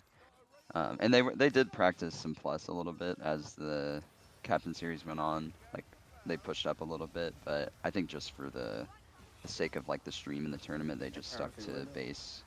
I see. Since that's what they signed up for, kind of thing. But I think they're gonna start practicing more on the like higher difficulty. Yeah, makes sense. I think I played with everyone besides Southspire before, but yeah, like even on 300 ping, they were all pretty solid players for sure. Right. Yeah, exactly. Like they all have pretty good experience. Cuidado, You can hear that patrol. There it is. creo. You can hear that. Está ahí, literalmente ahí. Here it comes. Let's see what the response is. Mate la poción de fuerza. Listo. Tómense todas las pociones. Yeah, no IBM. Oh, they found it. Zilot has a feel nothing. Get in there. Let's What a go. chat. Oh, the guarding. There's that charge. Oh, no, Come they- on, Salt. Didn't took enough Oh. damage to loop the feel nothing. There we go. There we go. Doing it. Yeah, he's doing Keep it. going. Don't stagger. Get the damage in now, man. No, Oh the hook rat. no. Oh, big taunt. Oh no. Oh, IB Stalker getting- saved, killed assassin. Nice. IB got pulled away. We did lose our Grail. What? Oh, nice guy. Hook Rat brought him back up. That's amazing. Oh, that's unfortunate. Oh no. That's tough. Right when That's we really say tough. they should I move up. think they can definitely take the patrol, but fighting them on staircase is Queda una hora y a media, pretty quieren hacer- questionable decision. ¿Qué mapas? All the inclines and stuff really mess things up. Otherwise, I believe that Quedan Zilot los can últimos juegos just, si quieren hacer esos dos. loop the feel nothing and just face tank the pad. Right. Yeah, something Yeah, caused the no double troll hammer. stagger there Por too. eso digo. So Dale. The double stagger on Zealot or something caused the double stagger on the Skaven that were hitting him because while Zealot was trying to oh farm ability. I think it's Ironbreaker Taunt and the Oh, and what's the curse. passive called? Yeah, the oh curse, yeah. Gorma Oh, curse. okay. Yeah. Yeah, I think this bigger issue is still like fighting on the staircase. Like it's fine for Zella because he wants to loop the feel nothing, so he wants to constantly taking damage. Hmm. But I think that's what killed Girl Knight. He just constantly getting surrounded and unable to pulling back because it's on stairs. Like if you back dodge on stairs, just doesn't really work. Right. And Grill Knight is a big chunk of the actual DPS, even though Ironbreaker and Zealot can hold a line with the shield and how tanky Zealot is with Feel Nothing build. Majority of damage is still coming from Grill Knight. Consider the Ironbreaker run out of Chill Hammer shots before they pulled the pad. But yeah, that's a little bit unfortunate. I really thought they could take it with the sweep hearts, honestly. Yeah, they had a lot of resources. But yeah, I think like you said, fighting on the stairs, especially without Troll Hammer. If they have Troll Hammer, that's just a funnel and it gets deleted, but Yeah. no Troll Hammer feels bad, man. that's something I had said yesterday is I don't fight on stairs and I stay away from ladders. I'll be dancing in front of enemies and I'll be doing so good and then my character will just decide to climb up a ladder because I pressed S and now I'm dead. They, I mean, it's fluid, but I always feels like they need to add like a option to toggle on use the interaction key to climb ladder, or make it feels like a Dark Tide where it's like it has like a very narrow hitbox for you to get onto it, latch onto it. That would be nice, yes. Because yeah, man, I don't like ladders. I cannot express No, it. yeah, like everyone have experience getting killed by ladders. Right. Yeah, it's kind of easy to accidentally climb it.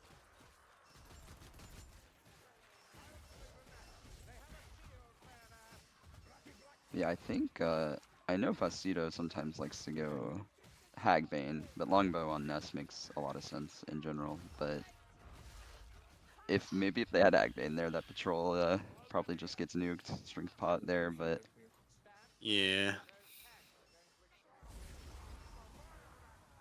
Man, that's I wild. mean, a lot can happen. Like I personally, I won't even play Flare on this map on C3 once. I'll just bring on the bigger bonk. oh, the Holy Great Hammer. Yeah. Yeah, Like yeah. one of the few map, one of the few map on Zelda it feels like better than Flail. Just Right. one shotting every single elites. I know they've also played a decent bit of like Slayer and stuff. That would also be like a good choice here, but I think they just kind of like they really like this comp and they've just been kind of sticking with it, which is totally fair. It's a good comp. Yeah, both Slayers and honestly every single dwarf besides Engineer are so good on Nest or like Skiven. Yeah. Really. It just all their weapons have such good break point on Skivens.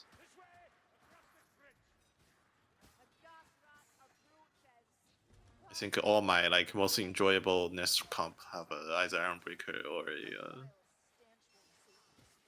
or a Slayer. It used to be Ranger Vet with when pistol pre nerf pistol when you can just pew pew. Oh, the SV. dirty. Yeah. I feel like it's still Oh pretty no, good. got lynched. No te puedo And he revivir. doesn't have passive. Save him. Yeah, 1 HP. No. Uh-oh. No. No. The They got a little split Skaven. there. That is, the storms are smart. I feel like storms should shove way more often. But right there, they were like, "Oh, you're immortal. How about to gravity? Like they're just gonna shove you." That's brutal. It's a Yeah. sad way to die. Unkillable man died to Nurgle fart. That's pretty much what happened. Well, it's one of those, it's the confidence thing. You're like, "Hey, I'm going in. I just pressed F. I'm immortal. I got Skaven. They're gonna overhead me. I'm gonna get my charge off on them maybe 2 more times." Nope. They just decided to show. And then So put a stop to that plan. yeah, this spot's really nice, but sometimes that happens. You just kind of get yeeted off the map. They were able to res, and something I kind of saw right here was this team just was going to stand here and fight. I guess if you got a ladder, you got to turn around and come around, but it didn't seem that they're like, oh, we need to immediately reposition for a better respawn. Right. Yeah, probably just not really like worth it to go too far back here. I mean, I guess you could go back to the stairs, but this is like a super comfy hold spot, and you'll still get a pretty good respawn.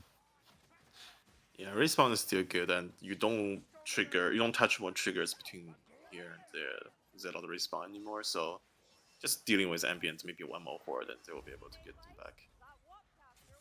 Right. Yeah, they still have a ton of damage. Like any one person dying in this comp, they still have a lot of damage. Yeah. Yeah, definitely. Like Waystalker, both Waystalker and Grow Knight are very effective on deleting scaling leads and specials. Right. And also, with Grow Knight, Sword and Maze still provide enough horde clear for them to pacing normally. Yeah, and I mean that's the nice thing about GK. Yeah, They that have was- 3 potions still. Like if it gets a little hairy, they can just pop one. Yeah. Alright, that's getting back up. And they're looking Yeah, really it's good pretty close. item-wise anyway. 2 healing, bombs, potions. I mean, like Grail Knight, like they're gonna have potions. They're Yeah. healthy. They're feeling good. But yeah, unfortunately, Zealot died by getting ledged. They lose all his items because of that. We don't get Oh, It actually yeah, happened he a had couple one. times. Yeah, happened a couple of times to Maybe a my boss downstairs? captain's I don't team remember. too, or in the at the event of Fort. Well, we were doing plus, so it's like hitting 3 bosses on the rooftop, and I told them, if you die inside, please. Don't get ledge and drop the item outside the map. How, are they getting ledged on like the roof part when they're Yeah, kiting? yeah, I Okay. told them nothing will spawn, so just kite, slow kite however you need, because only special will spawn to slowly kill the ambience. But they really, Okay. really want to ledge the boss on the rooftop, and every single time somebody dies on that rooftop getting ledged, kill the ambient. Feels bad, man. It's like classic, but what if I ledge the boss? It's gonna be so cool. That's I'm true. gonna try it, and shit. It's worth the style The points. boss, yeah. You know when the boss climbing a Okay. ledge, it just knock you back off. Yeah, 90% of the time, they just die to that. Well, we that's just why I heard. just. Oh, go ahead. Oh, sorry, go ahead. Oh no, you're good. Go ahead. I was gonna say we just heard the laugh of our storm no, friend we over can here, ledge, so we're gonna see what happens in terms of their response. It looks like we had said earlier, typically one person will split off, kind of hold off the horde. Oh, there's that ledge. They're You trying. get it? Nice. Wanna. Nice. It didn't even look like they used a double poke. Maybe they did, because I see the ability bar up, but it's probably to reposition with the Wait, did I- taunt shove. Because you can get 3 Yeah. with Wait, is that... IB. Right. Yeah, if you run boss taunt, that's how I'm thinking. Maybe Ironbreaker is running boss taunt to just to I ledge think the boss. I think Baker had a conk, so I think he just spammed ult. I may be wrong, but I thought he had a conk and it's gone. So They did, yeah. I know he had a potion. I just wasn't sure which it was. But either way, they were able to take care of that boss, and then they deal in with this flood of rats. I know they're working their way to that harder position, but we do need to rotate in Pestilence's team going on. So Squeak, I want to say thank you. I should have said this right as soon as you come in. Thank you for being part of this, and also being like a Vermintide friend for like over 8 years. Just like as a personal streamer, it's so cool to see you involved in the community in this capacity. oh, I'll take the compliment, but that's the other Squeak, I think. Yeah, it's the other Squeak. Cut. No way. There's 2 of us. The other, There's yeah, 2 two of you? Squeak. Yeah, there's. I know I've never the heard you in Europe, voice. Well, There's a I've never heard Europe that in Squeak, voice. and this is the North American Squeak. I'm the best Jeez. Squeak though, so Jeez. yeah, I will take the compliment. Appreciate it. Well, Yeah, I was like confused. I was like, when did you return to this scene? no, I For the was, first time I played with Squeak. Yeah, you're not the first, Ishka. Don't worry. drop. It's okay. Oh, that's a lot of ammo. But thank you guys. Yeah, thank you for being here. Thank you for being part of this. Yeah, for sure. See ya. See you. There's two people. There's the other Squeak, and who's the other person that I've known forever? Perfect, and I know they float around. Yeah, the other Squeak is a European player, and he kind of quit after Windsor Magic. They are dropping behind you guys. Let's push a little bit. Never know. yeah, You never know. There could be an expansion. We might see him again. All right, I'm leaving that candle in the window for them. Okay, I will. Hey, I still play with the other Squeak. He plays a lot of roguelike games and like a Monster Hunter and stuff. Oh, nice. But yeah, this Squeak wasn't in the scene for 8 years, but is still a long-term member of the community. He himself has like participated in multiple captain series, being coached, and now he's actually a coach himself, to like helping new player to get into the scene now. Pretty cool. That is awesome to see someone commit that much time, that much effort, and also it's like, you know, being part of the community in such a proactive way and being like, hey, here's some people who want to learn how to play, and being part of that. So if that is something you guys are interested in, or even want to go back and see what we're talking about, some things that we've done over this past week, please, you can check out either their links are posted in the Discord, or there's a YouTube channel that has been created and dedicated the last couple of streams, especially this university, that you can go and check out. It wasn't seminars, it was lectures is what Lonk called it yesterday, and I loved it. Yeah, lectures. Yes. So good. On various modded difficulty topics. So good stuff. So we're gonna be switching to Pestilence, Team Pestilence. This will be an interesting perspective. They do have 3 streams listed. I don't know if all 3 are active. Sometimes it gets changed up, but we do have 1 active here, which I can switch us to, and then we'll be bringing Pestilence in. Yeah, let's take a look at where they're at. I'm curious to see what map they're on. We saw a lot of Into the Lair yesterday as well, so we're kind of getting some of the same maps. And this looks like Convocation, I would say. Yeah, that's a library and a pillar and a necromancer, no less. What a choice. Yeah, there's a lot This is of the first one we've seen. a lot of calcium on the table. Slayer, are you still there? We were playing this other game, and there was a wizard in the game, and they called it a Firemancer. And so we were goofing around. He's like, oh, I hope we don't come across a Calciumancer next. Calciumancer. Like, watch out, it's an Arrowmancer. It's a ranger. And also hello, Pestilence. Hello, how are you guys doing? Oh, you're quiet. Let me. Here we go. I was a little bit away from my mic too, so that could have been it. Awesome. Well, glad to have you here. I'm gonna try to see if we do have these 3 different perspectives up, which would be really cool to see. But yeah, tell us a little bit about your team and some coaching involved and things that we've learned and things that we've done. Oh man, so much to cover. So 2 of the players. So this wasn't like a pre-made. There was 2 people are friends, and the other 2 people are friends, and so they kind of got meshed into this 4-man team. They are all, I think, pretty strong players. 2 of them I had coached previously, and they liked it so much they wanted me back. And then the other 2 were, I think, newer to modded. And so when you have like a mix like that, you kind of want to still treat it like everybody's new. Even if the people who have been there before have heard it all before, there might be some stuff that they miss, and you don't want to sacrifice for the people who are new. So generally, when I coach, it's usually the people who are brand new to modded. And so I start with like a big picture idea of things, and then kind of narrow down the focus of the practices or topics as the weeks go on. So the first day or 2 is like, here's modded, here's what to expect, here's what's different from the official realm, and here's what might be considered meta or strong, and then kind of narrow things down from there. Okay, now that you know what modded is, these are the maps, and here's the general pacing for a map. Okay, now that you've seen these the general pacing for maps. Here's this specific map, and here's what we do in this map, and then here's the event in this specific map, and go from there. And so just kind of narrow the focus of the conversation as you go on.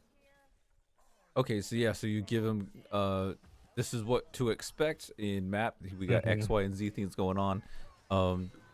Say they are struggling with like the first event, or say it's like Athel, right? And it's extreme aggression on the players for a while. Right at the start, I should say. What is your typical like analysis like? Are you like, hey, pause the game because maybe someone's running a mod? Like, what are we doing here? Or is it a what happened after the fact, like a post-mortem? So I tend to leave that up to the players. Usually, first day, I ask people, what is your preference for being coached? How do you like to be coached? Do you like to be told the answers to questions? Because there's thousands of players that have hundreds of thousands of hours in the modded realm, and a lot of stuff has been figured out, where to hold, when to hold, all that kind of stuff. But some people don't like to be told that. Some people like to figure it out themselves. And some people like to be told that they made a mistake right away, and other people are really focused on playing, and they'd rather you don't pause and mess up their groove and, want to be told afterwards. So it's kind of hearing from the players themselves how they prefer to be coached and then taking that into account. It's all for the players, and because this event is for them, and do how they prefer. I like that. I like it because it's not so heavy, like hand over hand. It's like, check this out. We're looking at the tab here. This is C1 Dwans, or this is the first time Yes. these teams are coming into this Yep. difficulty and playing with each Yeah, other. so two of the people, it is the first time in the modded realm. The other two have played it before, but they kind of stopped playing for a while and then came back, and so they feel like they needed a refresher. I think even the people that are new to modded, these are very strong players, and they have a good grasp on the general concepts of the game and good technical skill. And so for them to move up to the next difficulties, I think it's really just going to be, I guess, like any other moving up to the next difficulty, just putting more time into getting used to what is in front of them. And then working on those small technical things that seem small but are actually very important and can get teams killed. And then also learning when you're new to Deathwish Onslaught, the pacing of maps is different, and you can't get away with the same things that you can in the official realm. And so learning each map's, general pacing and strategy is very important. And so maybe you're an extremely strong player, but if you don't have that pacing down because it's new to you, you just have to play through it, 5, 6, 10 times, and then you have it, and then okay, so I've got this down, and I can move on to the next thing. Right. Yeah. I mean, we saw something like that, or we kind of discussed that a little bit yesterday, where it's like, all right, this is our first time playing. Let's go in, and that first wave just knocks you on your feet, or knocks you on your ass, and you're like, oh, what is this? Like, what just happened? Is this Vermintide? And then it's one step after another, and slowly kind of, navigating the map. Yeah, and so maps like, Screaming Bell is the first map here. They first tried Screaming Bell their first time playing, just to show that they have that skill. And Screaming Bell, there isn't much different about it from like official realm. But then you get into like Righteous Stand. Well, you can't just brute force the Righteous Stand mid event like you can on official. That's something that takes practice, and there's a strategy to it, and there's a feel for it that you need to get. And so that's the thing that you focus on for a little while. And especially when you're new to modded, is like you've got this strong skill that you're bringing over from Twitch mode or whatever it is that you're used to, but some of these apps require you to just play that map, and this is a skill that's you learn for this map.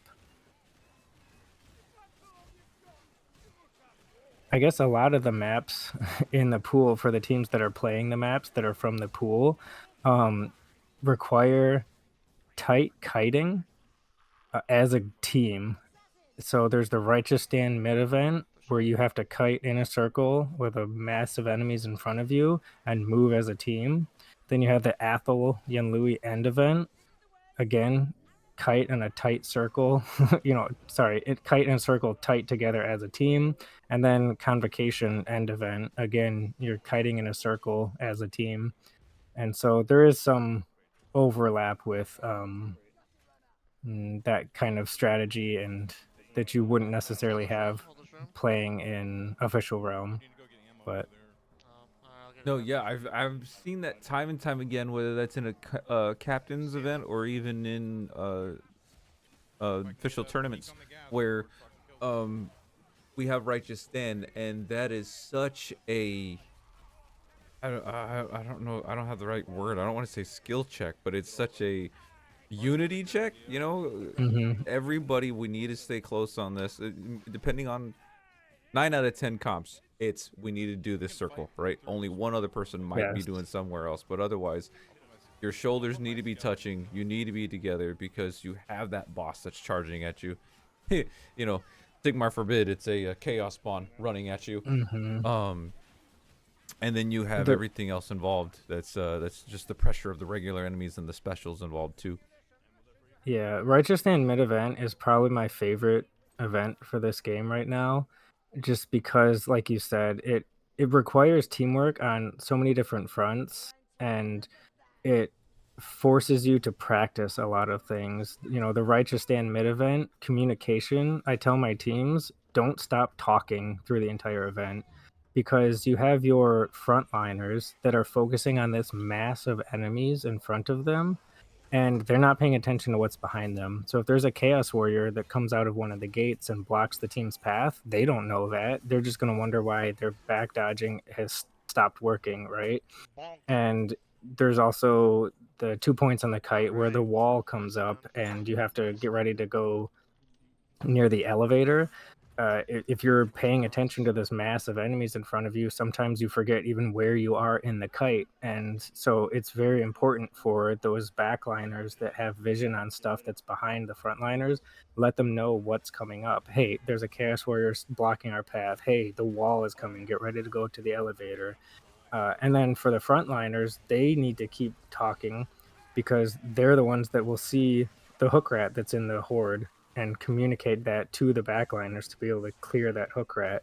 Or they're going to be the ones that are preparing their alt for the save for the hook rat if they have the shout alt. Hey, I've got this if somebody gets hooked. You save your alt for maybe when we need to make space. And they also need to communicate who has the boss aggro. If there's a frontliner who has boss aggro, they're doing their job, they're holding it, and then all of a sudden that aggro swaps to the backliner. Well, that boss is going to walk past to the front line, and now the front line is sandwiched between a monster and the horde of enemies, and they just die. And so communicating who has boss aggro is extremely important for that event as well, because if you get aggro, you need to move to where the frontliners are. It's the back of the kite, but you need to move to the frontliner area and hold that boss so people don't get cut off. And so it's this amazing event for move together, get a feeling for moving together. Communication is extremely important. Target priority, keeping track of monster aggro. It's all these different things that come together in this one event that's really good for practicing different things. I really like the Righteous Stand mid event. Could you kind of going on could you talk more about not just like the necessity of communication, but maybe this team, the way that is there, like, did someone just become the shot caller, or was that kind of like a voted thing? Hey, I want you to do this. Yeah, so I said early on, hey, I strongly suggest a shot caller. And a lot of whenever I coach, I never tell teams you have to do this, right? Here's the meta, here's what's considered strong, but Vermintide is a game of skill, and if you're strong enough, you can make anything work. So don't ever, let someone tell you not to do anything, because if you get good enough, you can do it. But when it comes to shot calling, I said, hey, it's generally a good idea to have a shot caller for a lot of different reasons. And basically, one person said that they could do it, and then that became, hey, they're the shot caller. I think shot calling is a very important role to have. Obviously, you're the one making the decisions for the team, and the person that ended up being shot caller for this team, just like anybody that's newer to a role or even to the difficulty here, you're kind of hesitant and you don't have as much trust in yourself to be able to make those judgment calls. We're new to modded. How can I know if it's correct to push or not, or hold or not, right? And it's, I think, very important for people to realize that a bad call is better than no call at all. And my team will tell you, I've told them that, I've said that basically every practice. If you make a call and the team does it together, your chances of success are 10 times better than if people are just running around like chickens with their head cut off and there's no direction. If you sit and hold in a bad hold spot, but you're together as a team, that will succeed 10 times more often than, hey, we're kind of caught out in the open. What do we do? Two people go one way, one person goes another way, and one person stands where they are. And then the team is separated and everybody dies. So it's very important to have a shot caller, even if you're not confident in your abilities to shot call. Just having someone make a call is, like I said, 10 times better than no call at all. No, I 100% agree to that. It's about and I don't even know the word, leadership. Like it's not just like I am the leader, listen to me, but it's also like having the faith in each other. Like they made this call, I'm following through with it. Yep. And yeah, doing it in Vermintide. If everyone's swinging in a certain direction or moving, or we've seen that happen earlier on another team in what event was it? When you're burning the food and the ranger had fallen Oh, in down. the pit. Thank you. Yeah, the pit. A player had fallen down, and the whole team collectively moved to get to the dwarf, get up the ladder, come back. They still had struggled in that event, but the fact is, they did the decision, which was regroup, and they did that, and you can see how easily that can be applied anywhere. Yep, it could have been a really bad situation, but a call was made. Everybody followed through immediately. Nobody questioned the call. The dwarf probably communicated that they fell because, again, the front line is focusing on their job of frontlining whatever hold spot they were holding. So communicate that you fell. Decision is made to go rescue them. Everybody immediately drops, and then moving together as a team to get back to the hold spot. And so it just points out communication is extremely important, and then following through on the shot caller. And even a situation that could have been extremely bad, you could have been down a player, or even two if only one person dropped to rescue them, turns into a situation where apparently they recovered and were able to push on. And it's also good, I guess, to point out not only the importance of having the shot caller, but if you're a player on a team that has a shot caller and it's not you, and that you don't argue with the shot caller, maybe after the team has wiped and you're having your post-game discussion, you say, hey, I really think that was the wrong call for this reason, XYZ. But when you're in the heat of the battle, if your shot caller makes a call, you go with it, because again, your other two players are probably going to go with it, and if you don't, now you're a separated team. So if you don't agree with the shot caller, you do the move anyway. Again, an incorrect move together is better than no move at all, and maybe you talk about it after the match. I think it's a very smart and healthy way to go about it, and let's do what they do here in terms of this patrol that just got right in front of them. Drop down, back the way we came, all the way to the beginning. Drop down. They they like to hit the trigger right here. They've fought in this spot a couple times in the practices, whether it's a monster or a patrol that they've pulled. Get him up. So yeah, it's you can. Pretty effective strategy when they can group up with the skeleton and the Trollhammer to just clear them up. So I took a little break from Vermintide after Necro was released, so I don't have, I think, any experience playing on modded with a Necro on my team. But just the idea of Necro for this upcoming drop-down event with the 3 monsters, she seems extremely strong for it. A lot of the time when teams die to this upcoming event, it's specials, or it's, you know, you're kiting the monsters and the horde or ambience are kind of like cutting you off or things are happening. And so this necro can use these skeletons to draw aggro from, you know, the people that need space. And her staff is extremely strong at sniping specials, and I think it also does really good monster damage as well. And so she just seems like a really good choice for this event. And the Yeah, player like Adeptus is comfortable with it. So I'll just notice her name. Mhm. Jesus. It's Oh pretty boy.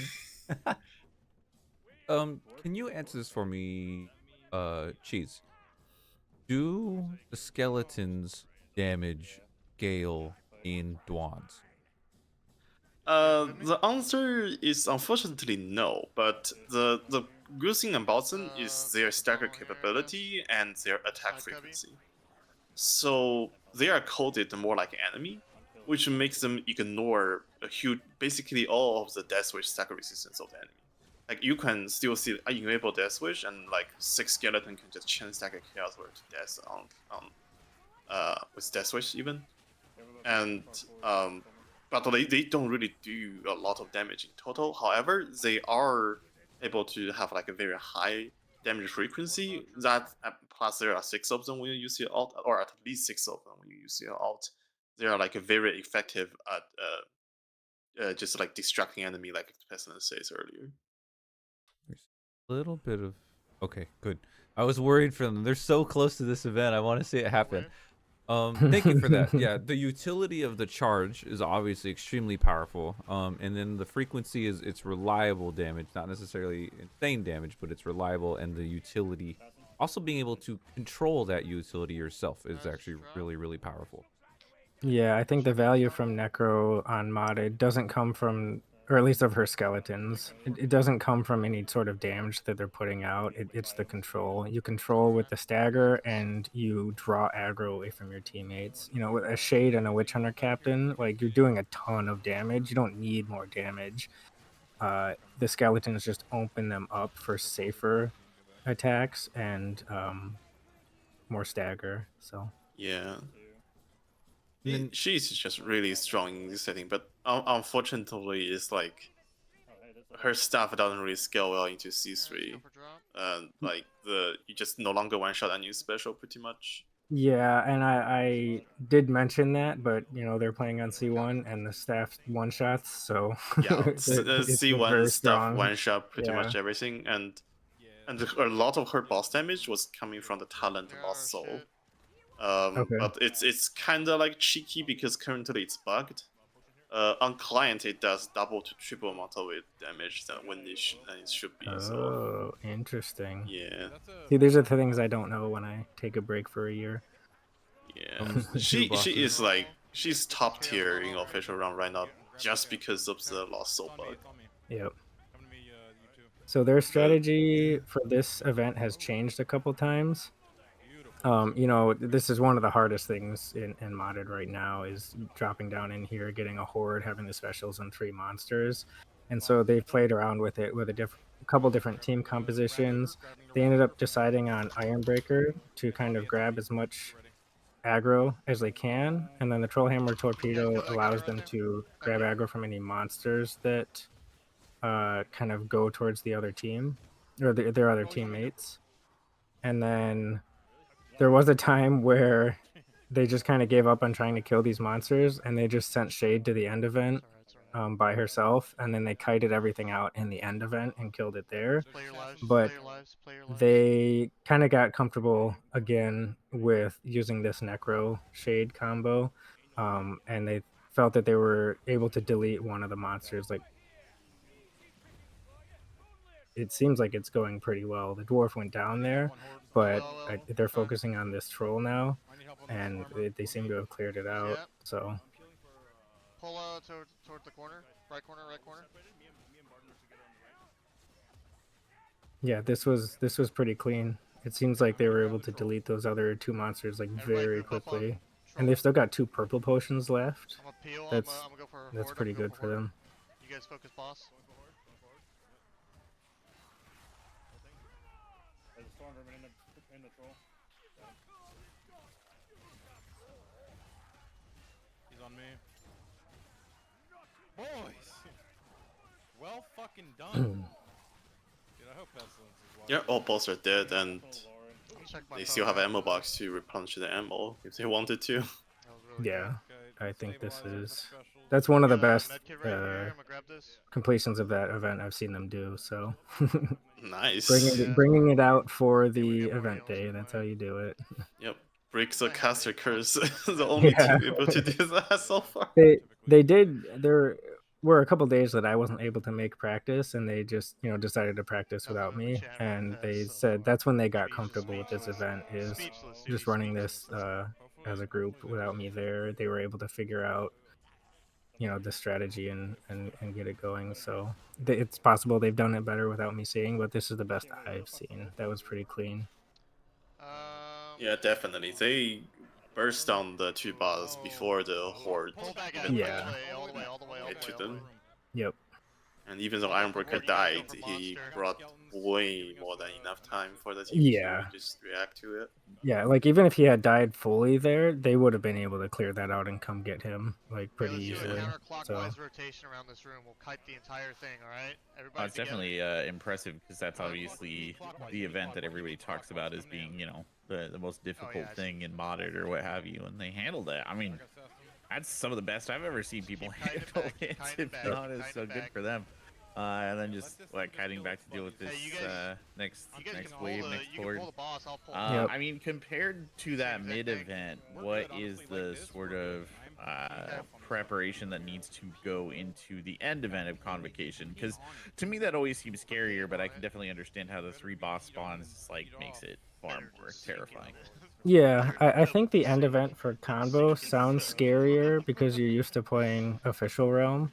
Yes. It sounds scarier until you actually play it, especially until you actually play it a couple times and get a feel for it. The end event for Convo isn't too bad as long as you play safe. It's actually very similar, and I pointed this out a little bit earlier. It's very similar to the Righteous Stand middle event where you're kiting in this circle. So I guess I can go over the general strategy. Normally, the strategy is you put one person in the center, and as long as one person is in the center, the progression for the event goes. It's not like everybody has to be there. So you just have to put one person in the center, and then the other 3 can kind of hug the edge of the map and kite in a big circle around the map. And while they're kiting, there's a lot of places where you kind of go up a ramp and then there's a drop down. And each time that happens, the enemies have to go up the ramp and then they go through this animation when they drop down. And so they have to chase you through those drop downs. And that means there's a lot of time for the kiters to get their stamina back and get distance from the enemies. So it's a fairly safe kite. Specials can cause headaches here and there, but the kite is pretty safe as long as you don't try to do anything crazy. And so even though you're with 3 people, as long as nothing horrible goes wrong, it's a safe kite. Those 3 people can survive, and the person alone, you put someone that's really good at surviving by themselves. You could do a handmaiden. They do a Shade or Ironbreaker because both are good for this drop down event against the bosses. Shade deletes bosses. Ironbreaker can hold a lot of aggro and has the Trollhammer torpedo. So either one of those are also good in this end event, and you put them in the center. And if they ever die, the end event's respawn is in the kite path of the other people that are kiting.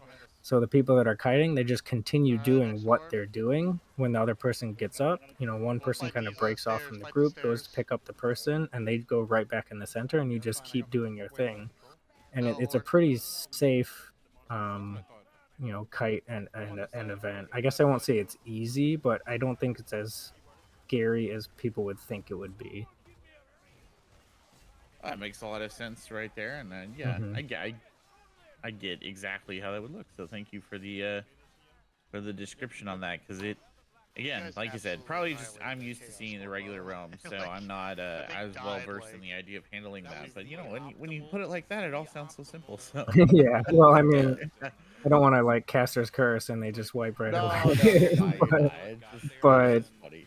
yeah, it's the- generally as long as you're not standing in the center and getting yourself surrounded, it's a pretty good kite path that they have set up there. So Yeah.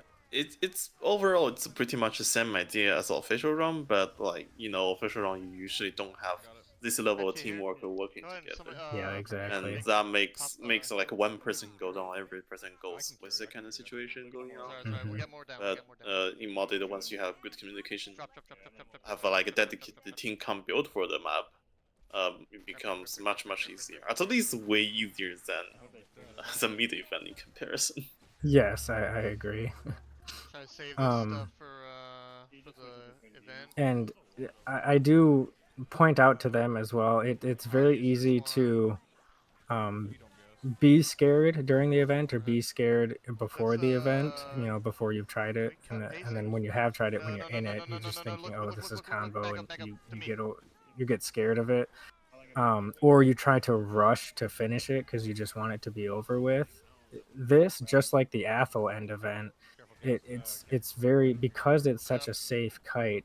If you don't overextend yourself with just trying to eke out that little bit more timer on the middle thing, or trying to hold a ledge just a little bit too long, um, those are the things that get you killed in these sorts of, I'll say, quote unquote, safe kite events.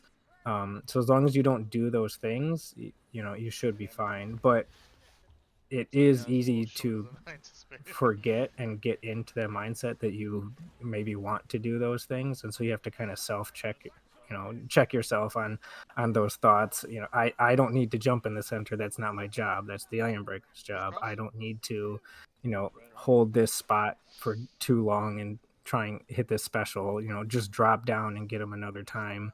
These sorts of things that you lean towards the safer play. And even if it takes the event 30 seconds longer to complete it, you completed the event. It doesn't matter, and it was a much safer choice in the long run. This little spot, that little jump right there, I have seen the little lantern that is on that platform has Mhm. completely stopped whole like kite circles. There's someone trying to do a clutch save, or they get caught up on a lantern, and it's just a Yep. graphical environmental problem. So I hope that does not happen. I hope I didn't curse them. But that thing has stopped so many great runs. Yeah, I keep comparing this event to the mid Righteous Stand event, but that is because they are so similar. So just like what I said with the Righteous Stand event, the team that's kiting, you want to be talking the entire time because it's the same thing. You have one or two people that their focus is on that mass of enemies in front of them. They're not paying attention to where they are in the kite path or what specials are behind them. That's their teammate's job, and so they're putting 100% of their faith in that teammate to let them know if there's something that they should know about. And so as long as you have that communication, one of those things you can warn them of is, hey, there's a torch right here. We should go around this torch. And if they don't call that out, yeah, people get caught on different environmental things all the time here. There's a set of stairs that in the kite path, if you don't go up the stairs, people try and kind of go around them to when you're facing them, it's to your left, and you just get stuck and you can't go around them. So you have to be super aware of where you are in the kite path, and you want to, like I said, always keep talking, communicate to your team where you are in the kite path, what's coming up next, and of any issues along the kite path. And then another thing I see some teams that are newer to this event do is the person in the center. Again, they try and milk as much time in the center here as possible. And they end up going down, which again isn't the end of the world. The strategy for the event is built around what if your guy goes down in the middle. But if you don't have to die, it's not, you don't want to, right? And so people sometimes forget that you can just leave the circle, get your bearings, get your stamina back up, go up the stairs and just jump right back in again like he did here. So he was kind of getting surrounded by enemies. It just felt a little bit too hot for him. He just jumped out, went back up the stairs, and he's fine again now. And he just needed that little bit of extra time. And maybe the timer wasn't going for that 5 to 10 seconds, but he's still alive. His teammates that are kiting don't need to worry about rezzing him, and they're going to complete the event. It seems like, cross my fingers, very cleanly here. Oh, it's extremely clean. Is the progress bar checkpointed. Like if you destroy like one or two of the they did so well with that. So well with that. Mm-hmm. Cheese, you might know the answer better than me. I believe it is checkpointed, but I don't want to say something wrong. Yeah, it is checkpoints in current How patch. clear was it for you guys over Yeah. there? It was something they changed around the time Winds of Magic comes out, because Mhm. that's when they redo every single event and mega buffed Convocation of Decay. Before Winds of Magic, this event is also like a very chill. But like after Winds of Magic, it becomes like a plague among pubs, you know, super high win rate, everybody's scared of thing. But yeah, since then they make the event has a like checkpoint, but it's broken and fixed multiple times through the years. So yeah. Well, we got a victory here, and I think we saw nearly a full run here. Speaking with you, Pestilence, but this is incredible. Look at this. I'm so excited for this dwarf. I want to see this dwarf's damage. 34,000. Yeah, I was gonna say that's gonna be a silent winner right there, just because they've got so many crates. I think they got like 3 or even 4 crates throughout this map. Damage to monsters. Excellent job. Freaking maniacs. Holy. Well, yeah, awesome. I think they can be proud of that run. That was both events were done very well, so that was a good run for them. Excellent job. Well, Pesty, thank you so much for hanging out with us, giving us a deep dive and insight of your players and even your own personal experience here. Yeah, thank you for having me, guys, and thanks for putting on this stream. I think it's a lot of fun, and I think it's good for the community. So thanks for putting your time into this. Absolutely. Well, thank you again. Hopefully we'll see you in further events and tournaments, and we'll see you in the Discord. Yep, of course. Have a good one, guys. Yeah, I made sure last time. The next person we're gonna be bringing in is Ginodi. Yeah, looking forward to that. Which is again, this was it's so awesome to see this team. This was a full run we were able to see here.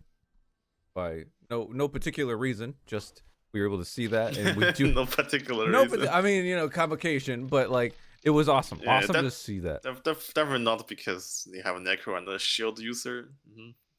I definitely don't sense any Necro, Shield user, triple boss fight. Like it was awesome. All right. We're gonna switch over to Ginodi.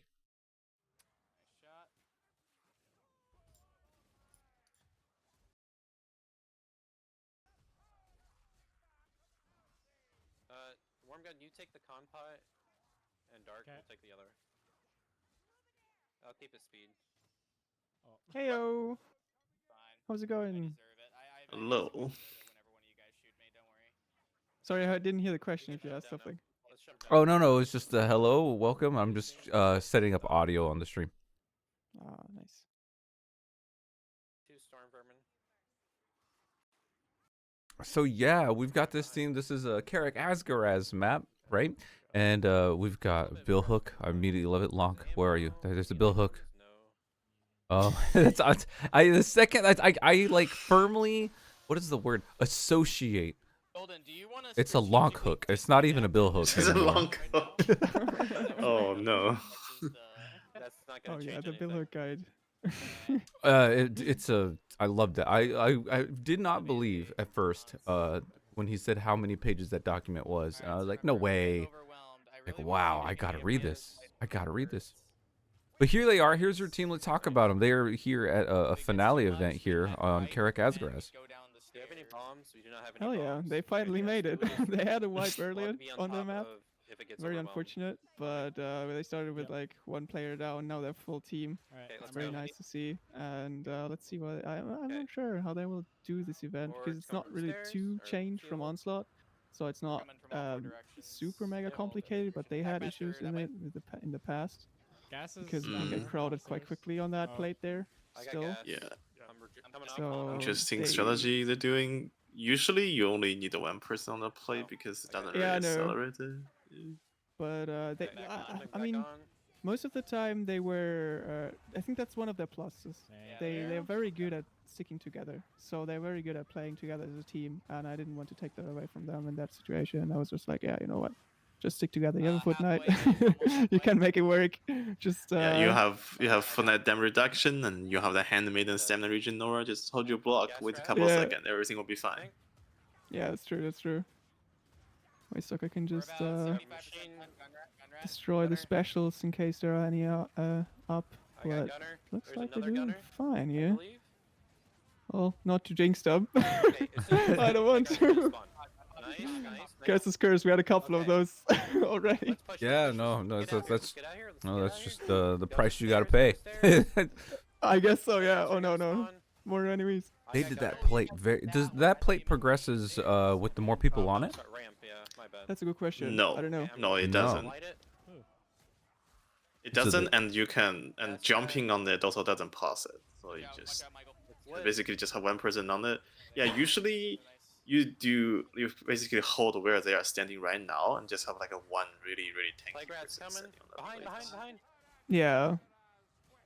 I think they just never really needed for them in that map yet. I think the rest of the map can be quite punishing though. There are a couple of spots where you can like can't really hold anywhere, and especially the mid event is a bit rough because you gotta like push through, and you're pushing right into very confusing triggers because the map layout there is a bit confusing in terms of triggers. So you can get like a patrol face spawn. Wait, nobody doing the shortcut here? Let's see. Nah. Oh, they're all going the long round. The long round. Oh no! Somebody tell them. Yeah. Is this team doing C1 or C3? Yeah, that's the fun part. So it says C1 in the stream, I think, but we started out as a C1 team. They were doing fine, really, and after the first week, they kind of just like were at the point where they were just one-shotting all maps, and I was like, all right, guys, we're playing C3 now. You don't have any options. That makes sense. So we just went with C3, and well, I mean, they're doing it, so I'm not complaining. They're doing fine. They had a lot of motivation, so we were playing quite a lot and basically almost every day. So yeah, that was really cool. A couple of them couldn't make it every day, but they are playing very well as a team, so sticking close together. I think a couple of things they had to work on was like communication, because they were communicative, but it's not like they weren't. But they were like, especially in extreme situations when there's a boss going on and so on and so forth, everything like slowly quiet down, and then people have their own thoughts and ideas, but no one is really speaking about it, right? So yeah, that's probably one of the things they had to work on the most, because I think it was mentioned in the stream earlier as well. Long said that in the Onslaught University stream very well, that it doesn't matter what plan you have, just have one and execute it, because if 4 people push for something that might even not be the best solution, it usually is the better way to do than to do nothing, or to have like 4 different plans. Yeah, no, So, yeah. Pestilence had said that just a second ago too. Yeah. It seems out, like any relationship, communication is key. And Absolutely. so you got to really communicate with 4 people. 4 people trying to achieve the same goal. And so it's, when you do have, does this particular team, is it a shot caller, or is it kind of a round robin? Hey, I got this. I need help over here. That was quite the journey, really, was in terms of shot calling, because like in the first games, Zach was very good at shot calling. He's one of the people that has also like played in a tournament before, in a C1-1 tournament. He said he was not that successful in that tournament, but I mean, that's fine. So you can always learn more, and now he's playing C3, so yeah, so he was shot calling a little bit, but like he knew roughly what was supposed to be done, and he was also frontlining a lot. Like he really likes to play Kruber. So it's usually better to to shot call when you're a little bit more in the back line, because you have a little bit of a better oversight of everything. Not that it doesn't work as a frontliner, but it's just a little bit easier. So I think the role in that regard has been shifted a bit to Golden, a little bit here and there, especially because he was just like very motivated, learning about all these like niche or like special things about like triggers and where is what and where should you go and what to do in like each situation, basically. Like he wanted to know basically everything. So the more we talked about event strategies and so on and so forth, the more became aware to what could be done in the given situation. And well, it ended up being Golden being like the main shot calling about what's happening, and then Zach doing like the more like micro adjustments, and everyone. That's I forced them. Everyone call out specialists, please. Just everyone. It doesn't matter who it is. Just tell the team where the specialist, what is going on, what's the situation, because yeah, communication is key, as you said. Because if there's a Blightstormer and you don't have that shot, you better tell that your team. Yeah. Oh well, Blight Reaper. Here we go. Okay. You're gonna see one of the best, most underutilized mechanics in Vermintide 2.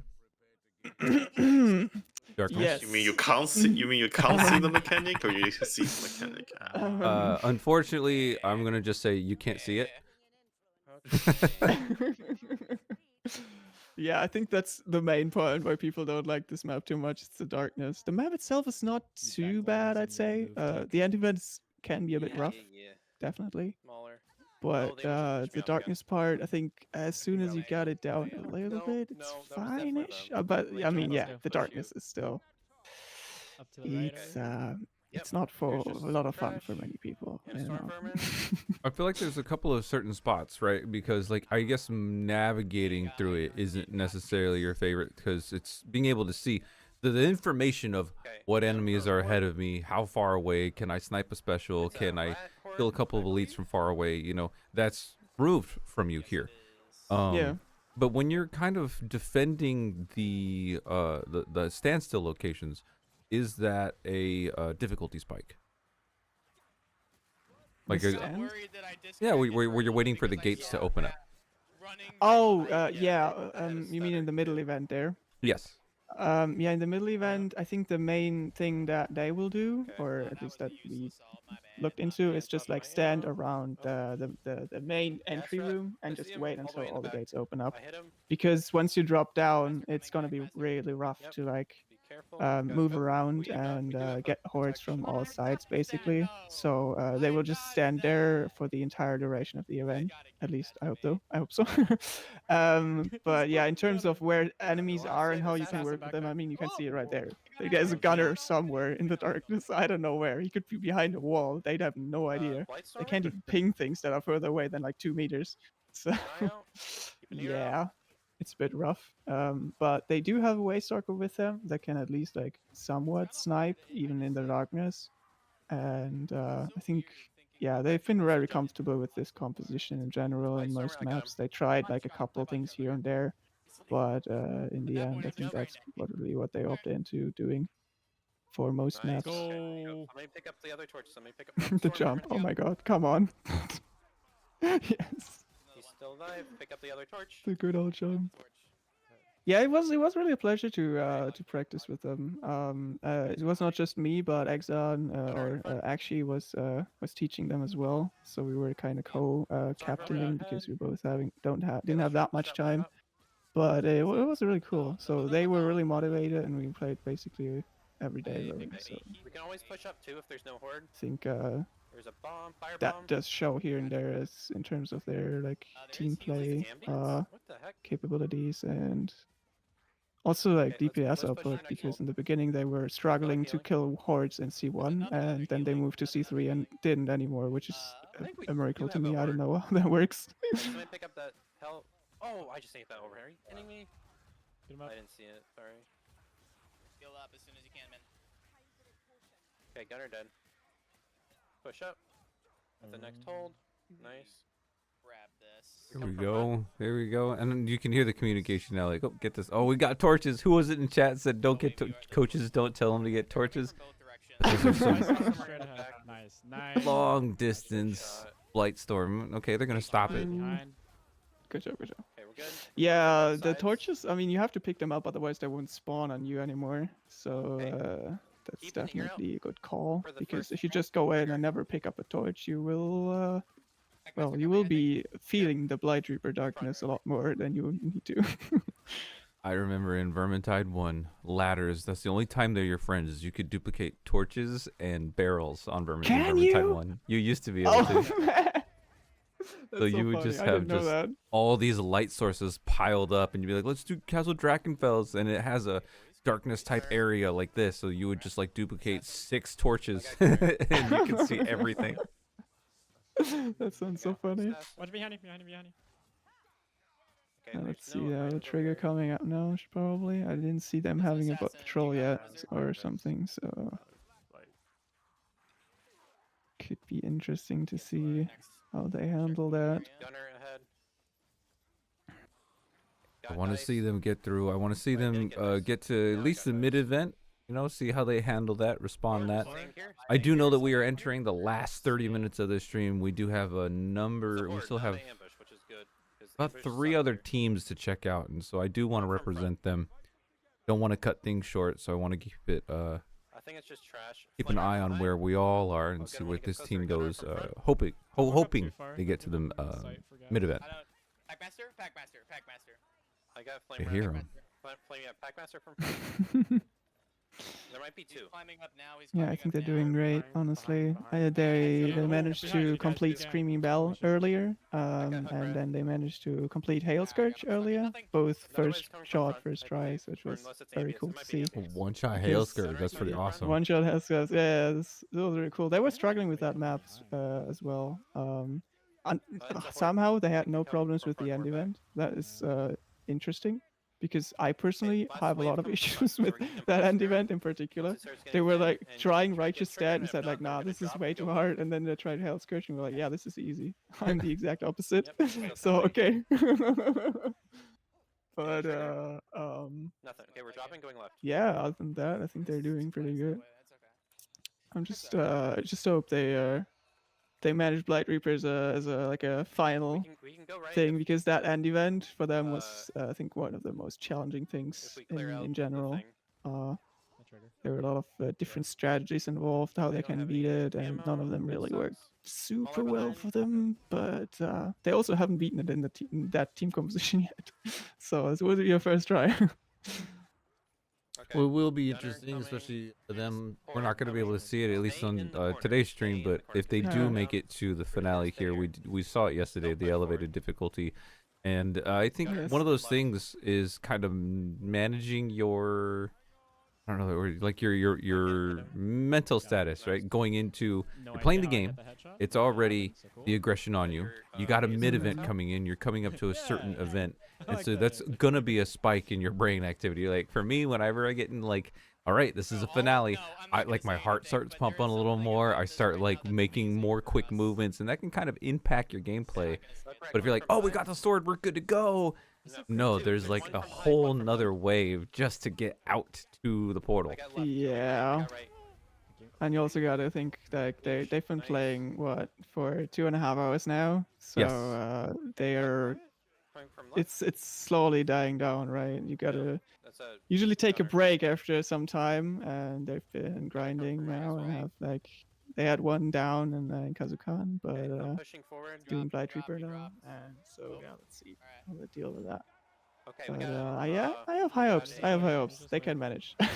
They've been doing great so far, so I'm glad that they're slowly moving along, slapping those reds. I'm pretty sure I heard a chaos spawn roar. Really? There it is. So let's see how they handle this boss. They did good job with that gutter. Oh, he's getting stock up on one pickup. Oh. Waystalker is very low on ammo. Low on ammo. That's their majority of boss damage. Yeah. Okay. Wait. Well, Witching the Captain's doing something at least. Okay. Everybody's doing something. Oh yeah. Next wave spawning in already. Yeah, it's not good. Doing a good job trying to pulling the boss away, but not too far, keeping them stuck on a pillar. Ooh. Oh, I believe Darklings would take the boss, maybe? The battle There we wizard? go. Hagbane coming out finally. Okay. Oh, they needed to kill something to get the ammo. That's why. Yeah, they're trying to get special kills. Nice ult, brother. Me and Dark got. It's on me, Dark. Oh, okay. Still on me. Hell yeah. Zach holding the front line there. Yeah. Nothing's going through. I'm Fortnite. Seen my life. Doing Fortnite You things. gotta get aggro off of me. But Knight Or kill it. holding the line, and they swapped it there with the Witch Hunter captain. Random boss coming through. All right. There we go. But they took it down. Woo! It was close. Let's fucking go. Let's fucking go. Very nice. Yeah, that was a rough Oh. spot. I got the hook rat. Oh no, nice. Watch out, Stormframe. Oh shit. Okay, it's all right. We got It should a be fine. They still shell. have 3 heal. Yes, still has 3 healing there. Should be Nice fine. ult. That was. Okay. I was about to eat 2 overhead. Excellent Bam. job. Good It's horrible. recovery. Yeah, that's right. They're good. They can get some more ammo on their waist stalker. A little low, only 2 shots left. I'm pretty sure they'll pick up a couple of special kills, get the ammo back, and I think they're going to be Let's go well on nice, their way 'cause- to the mid-event. Shit, what even? I gained overhead, I think. They got this. Thank you, Wait, I have the Ray. Somehow. Yeah, that corner. Oh, this is Caster's curse. I know. I was saying something, and then suddenly the alpha's dying. Yeah. I'm not sure who. Can you heal me? Okay, there we go. All right. Thank you. I'm going to leave them alone. I do need a swap through, so no. Nodi, thank you so much Please, I'm for feeling up ahead. coming in, giving us some insight, and you've done a ton of work, both foreground in the Discord and background in managing a lot of this. Thank you so much for all of your effort in so many ways. Thanks a lot for the cast, Ishka. It's awesome as always. I appreciate it. Yes, absolutely, and I know for sure we'll hear you again and speak with you some more in future streams. There's a lot. Sure. Have a nice stream. I'm hooked. We are going to be pulling in Noel, and I think it's a twofer. And Repa. Yeah, so let's go ahead and pull them in. I'll be switching over to them, and see what they've got.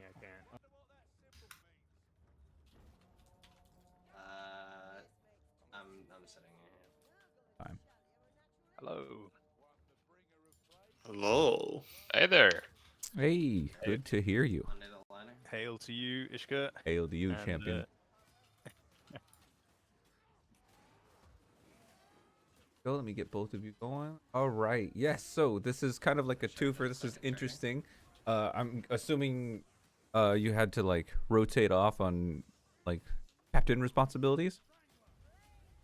Yeah, so basically Rapex and I both had kind of varied availability, so Genoti kind of just put us together.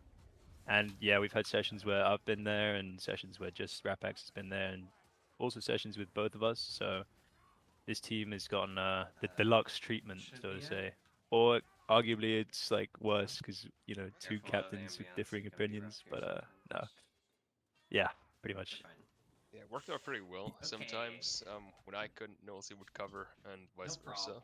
So I would say they got a very varied style of coaching between the 2 of us. I was wanted to ask that because it's like, were you playing with one? They'd be like, no, mom, dad said I can eat it, and they're like, no, I can't. Right? Like, did they ever play that game? They were like, no, Noel said this is how we should do this. There's been a few cases of that, but not too bad. Some like weapon choices or hold spots and stuff like that. But for the most part, Ravex and I are pretty on the same page. Yeah, like the general gist of it is like the same between the 2 of us. Just the specifics at time differ. It's like depending on what class you play more of, then you obviously know more about that, and then you can kind of cover each other's weakness, so to speak. Yeah. Do you guys care to explain the strategy and team comp choice here? Because I'm very curious why they choose this comp with like 3 backliner and one shield for knight.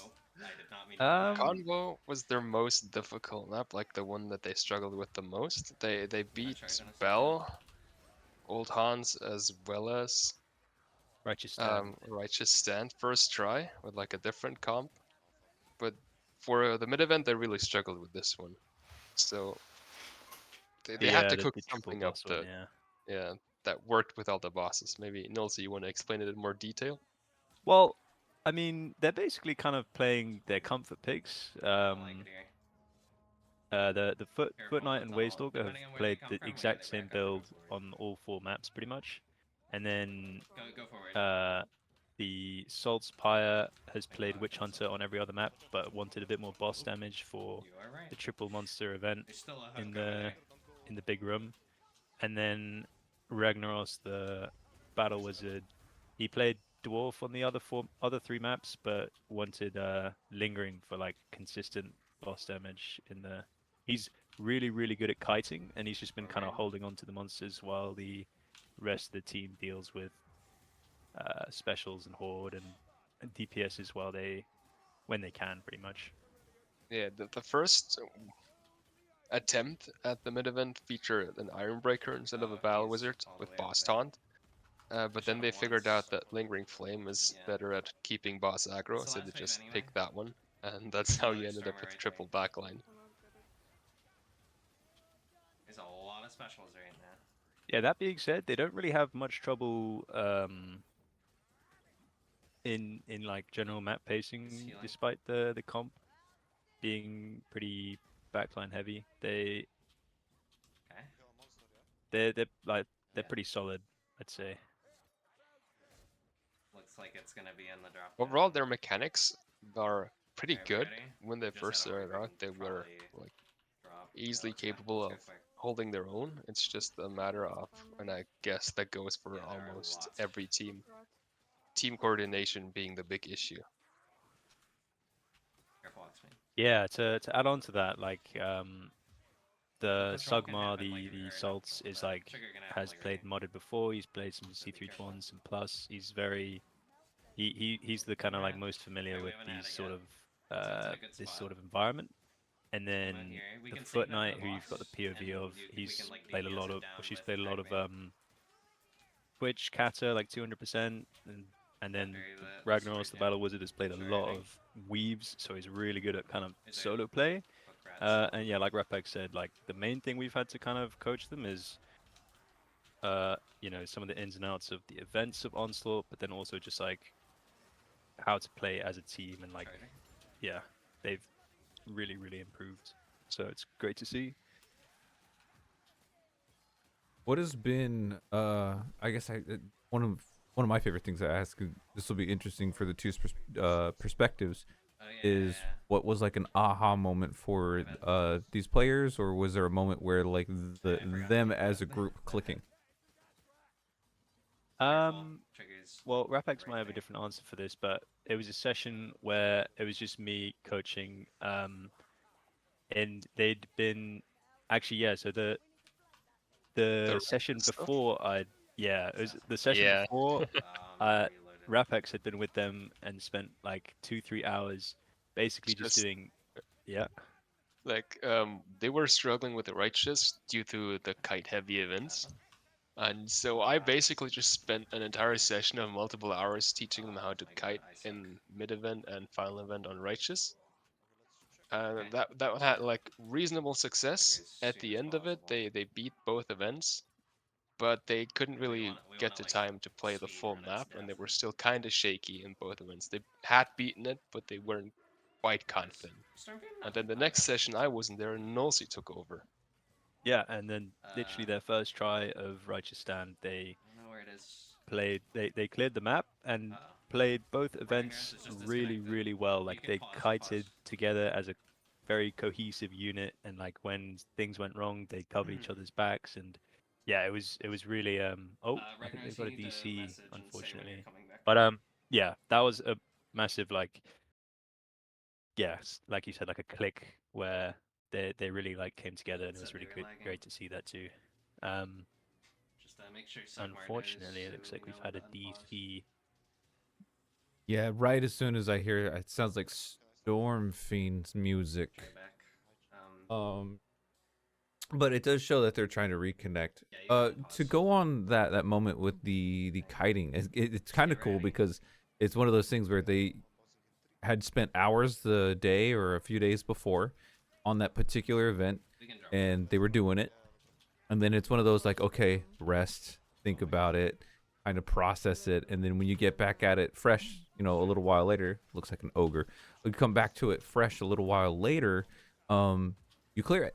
You clear it, and you can be like, wow, check that out. We've got there. And it can be a number of things. Fatigue from 2, even 1 hour of playing, and then like being in this new environment, or I should say a heavier environment. Yes, I love barrel gameplay.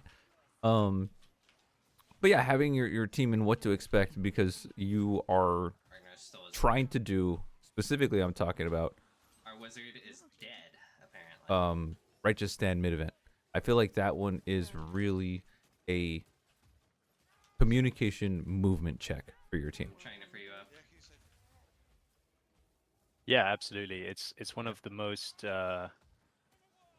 it's an event which is completely open pretty much, and you basically just have to kite together in a circle until everything is dead. So if there's any sort of deviation, it's super hard to recover.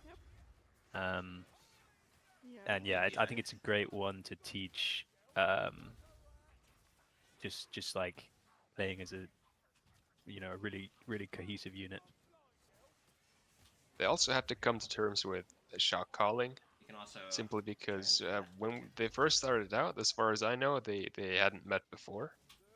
So they were all kind of new, like 4 individuals, mostly coming from official, where the usual drill is to be your lone wolf and kind of taking care of everything yourself. So not only had to kind of adjust to relying more on their team, but also just to have one player calling the shots. You got it. Because first, obviously, us captains can help a lot with like different hold spots, calling shots for pushing or falling back, and so on. But when you're like a full new team, it's difficult to really just adjust to 4, or like in that case, 3 different individuals, and decide on who's the one that's gonna call the shots. But I think that's also an area they've really improved a lot on, simply because they feel more comfortable. Like there's a good team vibe, so to speak. And overall, they've kind of like grown together as a team over the past 2 weeks, which is great to see.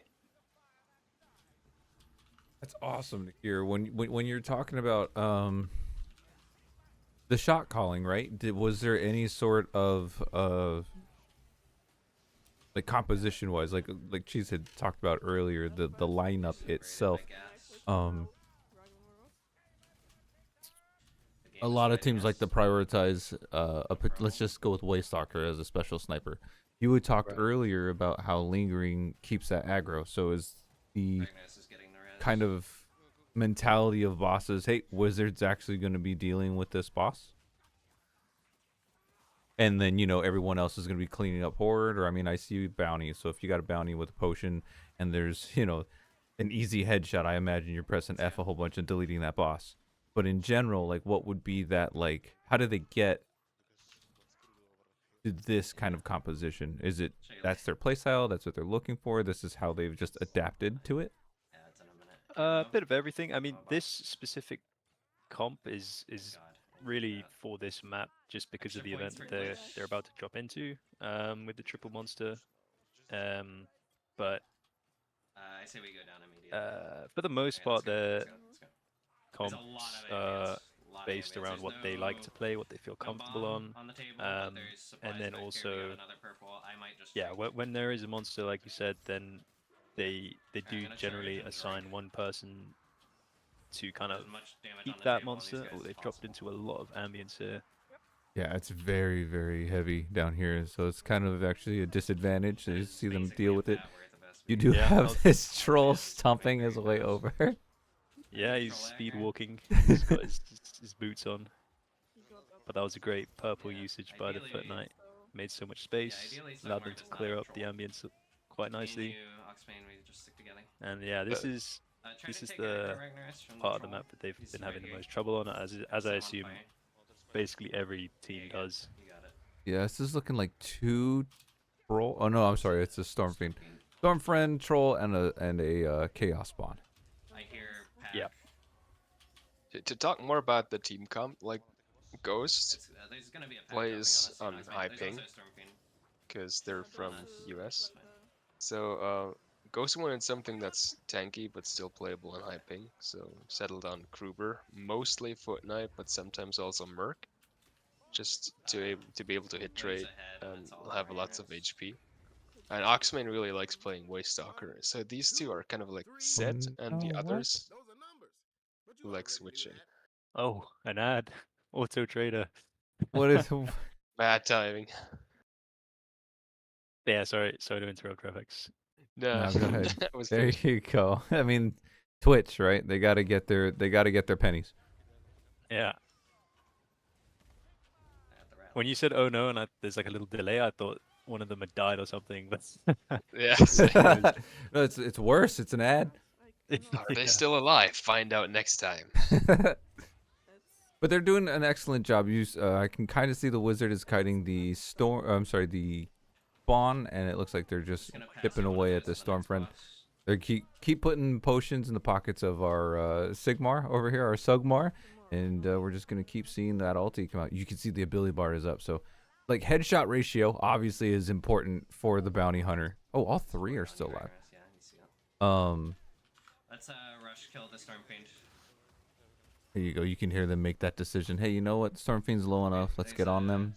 There's one clear. They're going to be getting to a second boss, most likely clearing a portion of this horde too.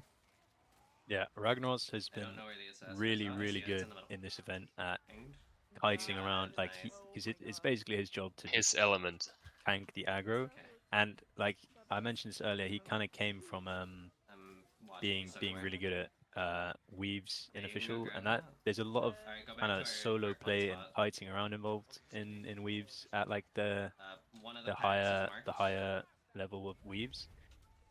So he's taken dagger on Sienna just because of the extra kind of mobility that it provides or offers, and he's really been making the most of that. He's been doing excellent, and it's not easy to kite around in this event. The little thin layer of water makes kind of slows you down. On top of dealing with multiple monsters, so yeah. I feel like that mobility thing, especially with the dagger, is extremely valuable information. Like I actually only recently learned the value of dagger shove push thanks to Cheese actually doing weaves. Yeah, our weave grand is also have a lot of battle wizard or handwritten shenanigans going on. But yeah, exactly. It's that mobility that you get, and when you have to deal with something environment here, it's not just like oh look, this is a wide open area. Like you said, you're being slowed. Like it's situational awareness, environmental awareness, your own character. Like what items do I have on me? Do I need to use a bomb, a potion, healing? Do I have my ability up? Where's the rest of my team? Because you can see this wizard was on the other side of the map, hiding 2 bosses and a good chunk of enemies as well. So there's a lot of things to be considering and aware of. Man, is this? You're gonna get this elf up? It's so close. No, gas on the elf. It's not gonna happen. Oh no. Yeah, the damaging it was not worth it. I think they're alright though. They've killed 2 of the 3 monsters. It's just a troll left, which is kind of a slow-moving fella. And the spawn point actually is in this room. It's right at the mouth of the door. It used to be. I don't know at what point anymore. Fat Shark kind of changed the respawn system a little bit, but now it's just a tiny bit outside of this room. Okay. So I didn't not too bad. think the spawn bosses impacted the same way, like had the same like spawn restrictions. But you can see where it is set free. So yeah, down the hallway and to the left. Yeah, not too bad, not too shabby. In practice, they've also usually sent one person to get the rest when there's a bit more breathing room. So we might actually see that, depending on what Ragnaros is doing at the moment. Yeah, I think having Funa and Bounty Hunter classic duo there, and just let the experience, the battle runner, go revive is a good idea. That's all damage. I don't have audio at the moment, so I don't know what they're planning, but it looks like they just Looks like they just want to kill the troll fast. I mean, they just killed the horde, so I think that's reasonable. Good timing, yeah. This poor Bounty Hunter missed the shotgun. No. Yeah, troll is actually the one he struggles with the most. Yeah, with his, yeah. So tanky. But he did a great job on the spawn. He basically didn't miss a single headshot and got it down pretty fast. Yeah. You First can't couple of explain shots it. definitely way more way more important. You can't explain why it's Joel, the slowest one, except for Storm Queen, obviously, that he struggles with so much. Chill. But if he leaves him for last, it's not a big deal. Back up. There's a pack. I pinged it. Well, they cleared this pretty well. I think they leveled out pretty well because, you know, they did lose one on the last boss in the last corner. A little bit of the enemies there, so I think they're going to be okay. I think they're leading their way through. I want to see this elf at least up on her feet, and then I will be switching to interview a couple more captains. We only have a couple minutes left on this stream, and I really want to get proper representation here. Yeah, you guys have done an excellent job, you know, kind of showcasing all the teams and all the captains. And another shout out to Janoti, who's done so much work organizing all of this, and he's just done a fantastic job. Oh, absolutely. Yeah, can't agree more. Like, fantastic job with all the different teams. Like, we've had so many new faces joining, like 9 teams per day. Like, that's a lot of stuff and lots of work, lots of effort you've been putting in this. Like, great stuff. Well, thank you. I know Janoti is in chat. I know they're hearing that. And again, I double, triple, quadruple it. It is amazing. So thank you guys for joining us. And hopefully we'll see you in future events. And we're going to rotate through a couple more teams. All right. Thanks for having us.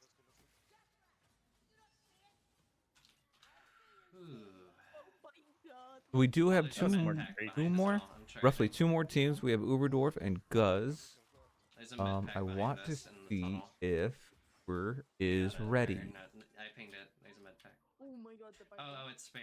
We have so much healing. Some more great insights. I love the two kind of captain, the two coach system is quite funny, honestly. I'm glad that it worked out as well as it did. Hello. Hello. There he is. Yeah, just to touch on that, Corbeck. Yeah, I think that's awesome. The two ideas, and it's also, we feel like some people are like, oh, I don't have a team to play with yet. There is an LFG, and if you're like, coaches are like, oh, my time is limited. Well, oh, he got farmed with an overhead. If a team, even if a captain's availability is, you know, a little limited, another captain can step in, and you can see this team here is doing the C3, some of the hardest difficulties possible. So it is all doable under playing exactly how you want to play, not just meta only. So that's awesome. We've been here for a while, but we just cleared 2 triggers. Yeah. Yeah, we're fine. Should be alright. That guy's got a throw. We're not on This is Trail of Treachery, yes. Yeah. 8 minutes so far. Yeah, not a popular map. Just possibly because it's new. I think it's a perfectly fine map, but you know, not one that I was even familiar with at the start of this. So these guys, they're 2 duos that signed up. And I mean, it's been a good time. Unfortunately, due to some scheduling issues, this is actually the 2nd time they've all been together as a team. Back up to nice. So, you know, it's it's been a blast. But as for kind of what's been going on is, they funnel in. They're pretty good. They're pretty skilled players.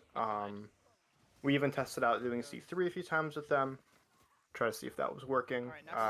But while most of them are kind of stuck in roles, like the guy we're watching right now, I think he only plays Elf. Switched to Handmaiden specifically for this map because of the mid event and end event. I'll get the key. And then the other guys have pretty much played the same classes the entire time for their comps. What you're seeing here. Well, that's pretty cool because it is going to put you in, let's say, like a form of expertise, right? Like you specifically are playing a particular role, you're focused on it. Do they deviate a lot from their weapons as well, or are they pretty solid? I mean, yeah, they've been using the same stuff. I mean, honestly, the Huntsman's aim is ridiculous. like doing the blitz, kind of no. stuff I've seen him pull Not this off. time, next so round. it's good we have some stuff like that in there.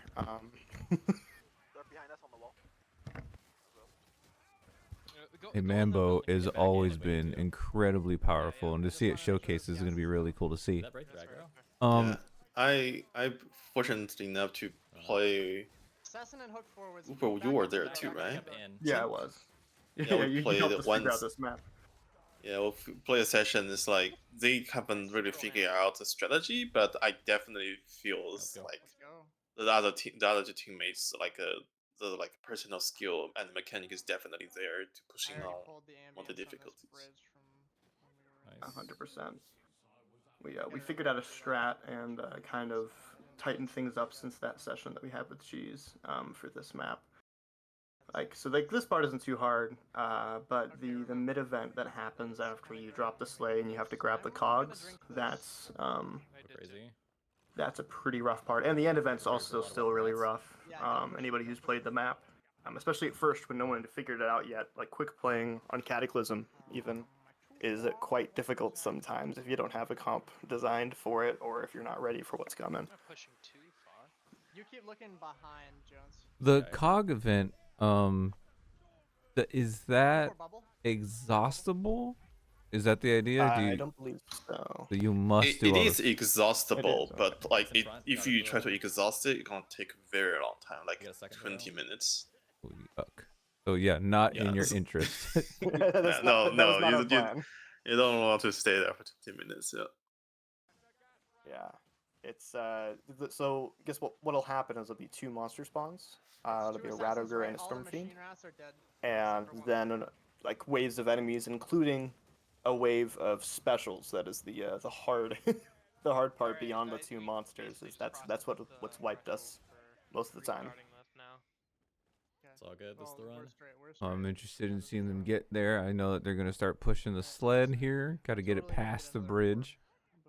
Moving this sled seems like such a trial. It's so reminds me of another game that takes forever to push something. I am interested in this comp because usually with the warrior priest, it's I mean your DPS is from this I'm sorry, the huntsman. Whereas kind of the same careers with the warrior priest, we saw that either being like a slayer instead of an IB, and then like a foot knight instead of a huntsman. So it's just really cool to kind of see like such a hard switch up. And maps too. I'm really interested in seeing just like, oh, we can get some window gameplay there. That's cool. I really like this. I think he's probably gonna go to the second floor, peek through, yeah. Because a bunch of weapon rats spawn, like gun rats and fire throwers. So this part particular of the strat is shooting through the windows. This particular map, just in general, even in base, is a lot of triggers because of the sled, and you move one chunk at a time. So how heavily are those impacted here in Dwans? I'm not sure. Yeah, Cheese, are you familiar with every? It's not that much because the part where you need to push the sled, which is after the mid event, only have 1 trigger left. You get both trigger before and during the mid event. Actually have stuff that's gonna so that part is actually fine, and sledge part is annoying, but like the don't drop. Just hold between. how to put it, the terrain of the area is horrible. This pushing sledge part is annoying, but most of the time what you are able to do is just simply pull back to beginning area. Basically it's just another like traditional modded mindset, or like something player need to learn when they get into mod is you need to learn to retreat.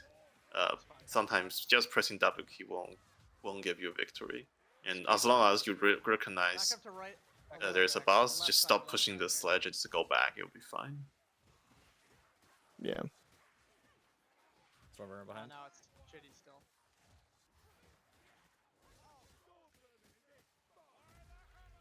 I feel like that's one of the hardest things to kind of consider when you're playing that having to fall back at particular points is much more beneficial just terrain wise, environment wise. Like, is this stairs? We saw that earlier, right? When a storm patrol and Into the Nest kind of stopped an entire run. You know, taking a couple of steps back, falling back 10, 20 feet to be able to kill a couple of things and just make it easier will give you that time to kind of push through, like we're seeing here. This is a lot of black rats. And they were saying, I heard the word rush just now, but this is just one of those things. You're at an elevation. It does feel okay because it's so wide open, but you really don't want to be in this type of position for too long. A ledge is cool. They're climbing up, so that's okay. But leading up to this was not something you want to spend too much time in. Dropping. I want to get all the way to the cabin. Yeah, like special lines aside are annoying here too. Ammo? Question mark? Is there ammo? Gas rats and blights. Nice. Oh man, blights. They'll drop a spell and then just teleport into the mountain. Like they're gone. Yeah. I hate trees. I hate airplanes. And this is cool. I think this is we're special too. I hate blights. On so many maps, they'll do that. Even Castle Drakenfels is some of the worst. They're like, I am now part of the stained glass window. Yeah. Okay, visibility is like Yeah, this is the Trial of Treachery and Kapala the Dwarf map are very interesting because they are set to Skiven Horde only, but in neutral zone. That makes like Chaos Specials and Chaos Ambience can show up. Which is bad because, you know, Blight somewhere in a weird angle in a forest is really not amusing. Yeah, you're like sitting there just randomly spamming. Like, you see where the green lines are coming from. So then you just look in an area and you spam, like, tag, right? Like, where are you in the trees? Yeah. Let's go. Get all the way to the event. This will be cool. Do you know? I think it would be a good benefit. Is this Yeah, this is the map where you can open up the little safe house just at the end. All right. Is everyone locked? Yep. Yeah. Yeah. Is this map just as long as like engines? Yes, this is. I think that Uber mentioned people don't like playing this, but I think a bigger reason is this map just takes so long. Like regular Onslaught, this map already can take like 40 plus minutes. Higher difficulty, this map usually just take like an hour to finish. Okay, I'm gonna check the pit house. Yeah, let's see how they do here at this mid event. I am interested to see the response here. I know this is brand new for me to see this, so it's all I'm very just like in awe of seeing these. But they look really healthy in terms of healing on everybody for the most part. They've got potions, they've got tons of bombs. I'm not the biggest fan of this house. Yeah, this is the hold spot that they use for the kind of like minor waves or waves before they pull the lever, but they'll move somewhere else. Okay. As soon as they actually start the event. So this is a setup. Okay. Yeah. There was a healing back there for Saltspire. They could pick it up. Everyone can have healing on them if they want. I hope they saw that. Yeah. I mean, maybe they pinged it or they said it or. Yeah.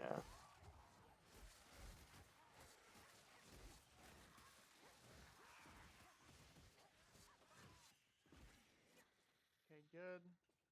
Ambients are honestly really light this time. And these cogs, are they? Looking for like. They're not. Are they predetermined? Can you right click on me with that string drones? Or they just have to like rotate through and like have like a route to find that. Oh wait, right click on you. Cog. If somebody It'll show you where the cogs are shortly after the event starts, but there's like a few predetermined locations that they can be in.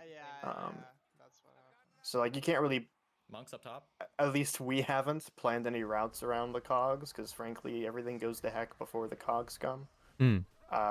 Like the dangerous wave spawns shortly after you pull the lever to start retrieving the crate or however. Yeah, I guess. All right, after this. So as soon as they pull that lever, that's when things start going to heck. I'm not sure if they've pulled it or if they're just. I think they're just fighting waves, being cautious. Yeah, I heard a roar, like the horde roar. So I think they're gonna clean this up. Right now we're committed to that. That gas is suicide. The gas is suicide. It's bad in here. Do not blow this up. Sorry. Ow. Yeah, now they're gonna have to hopefully go get that healing, get off of Death's Door. We do not need Hellspire folding right now. No one would be happy if they stinking die before doing this event. This is Still the not good in most here. practice time we've had, I think, is doing Trails event. I'm down. I'm gettable. Dash, nice handmaiden buff right there. Yep.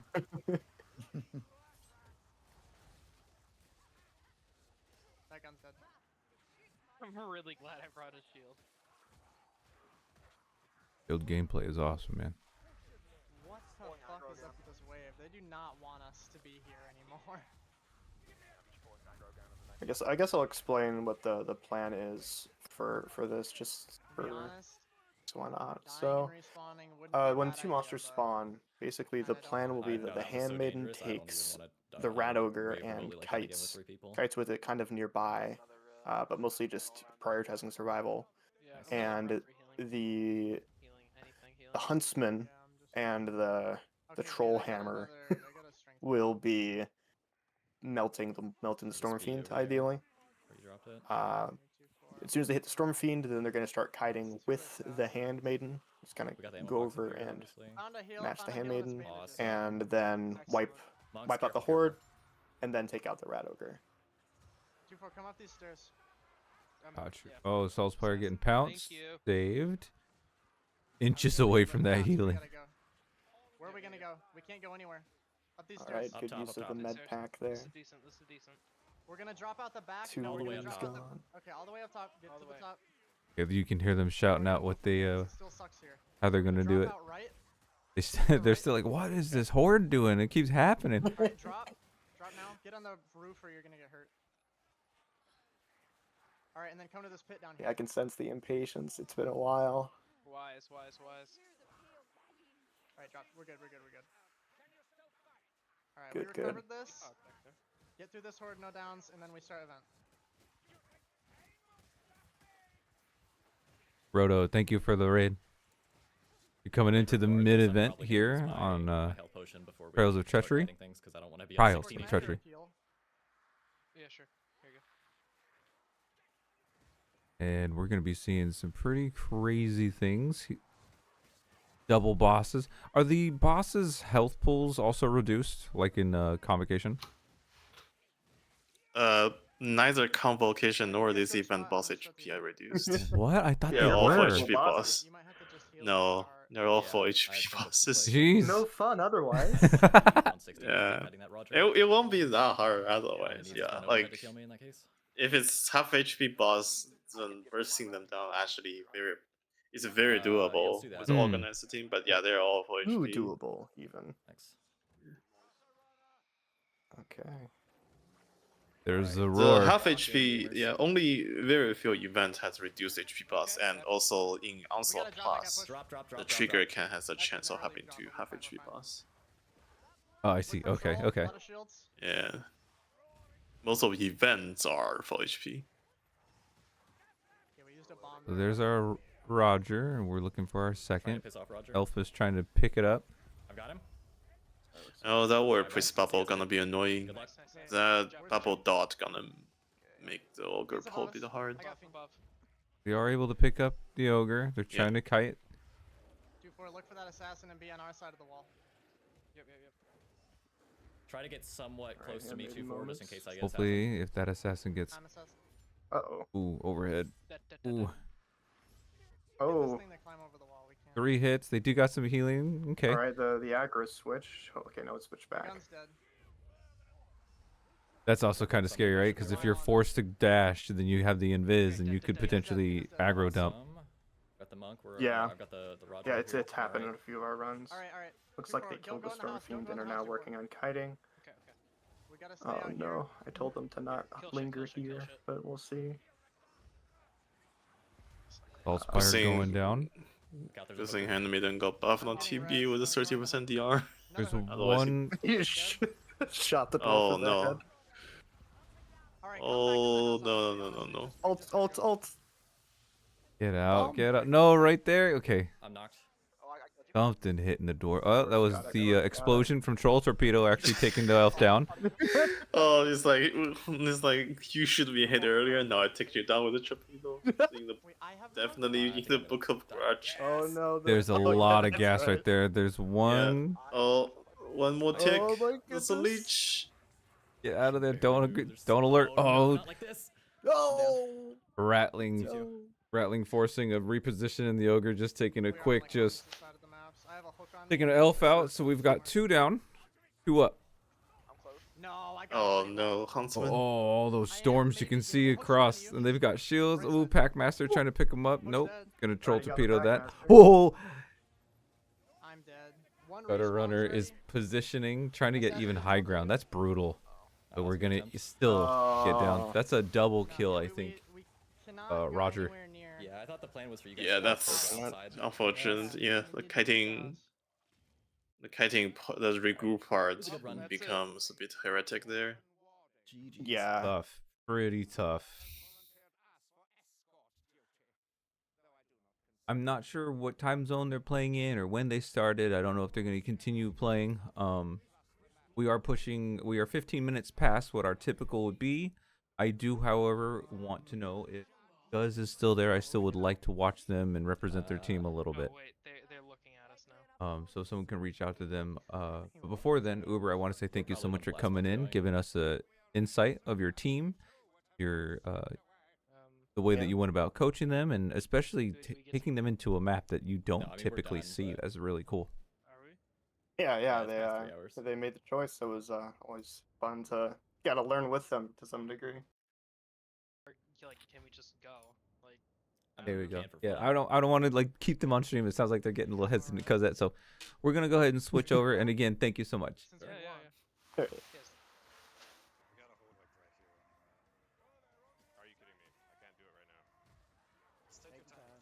Go. Coming into our final team for the stream. Hello, guys. Hey, Guz, how you doing? Hello. Hail Pretty to good. Thank you. Going a little over time here, I see. Yeah, but that's all right because our teams, you're still. It's fair to give them the full attempt time too, as well. So, tell us a little bit about our team. We've got a Grail, we've got a Witch Hunter Captain, IB, and our Waystalker. Yeah, so basically, these guys had never played C3 Dwans Plus before. They were somewhat comfortable on C3 regular Dwans, but coming up, I wanted to give them a comp that was pretty beginner friendly, covered all the bases, and had special sniping, control, and then, pot drops from the GK, armor kill, boss damage, just so they don't really have to think too hard about managing their resources. Because whenever they hit a difficulty spike, they can, troll hammer it, or they can strength pot proxy, have 2 people swinging with strength up. But from the get-go, I wanted to make sure that they had a special sniper, a dedicated special sniper, and usually go from there and then make sure they have a tank.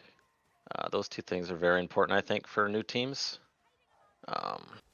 Because it doesn't matter how strong your front line is, if you're getting gassed and blighted, I mean, you can't hold that, so.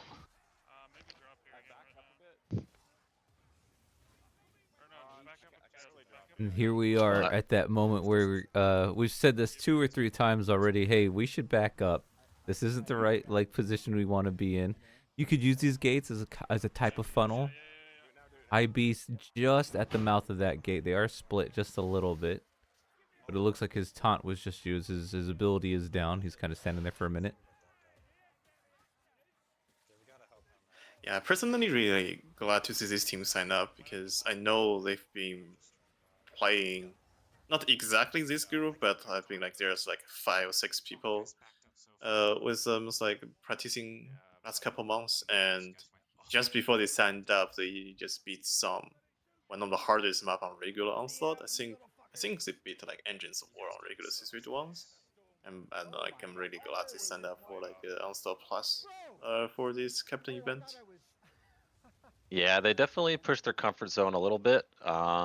Changed the maps up from the default maps that were picked for everyone. So kind of wanted two easier maps that they're going up to plus Bell and Gardenamore. And then unfortunately won't get to see Festering and Old Haunts, which they actually put a lot of hours in. They spent a couple hours on Bell, they stuck with it, and they got the win.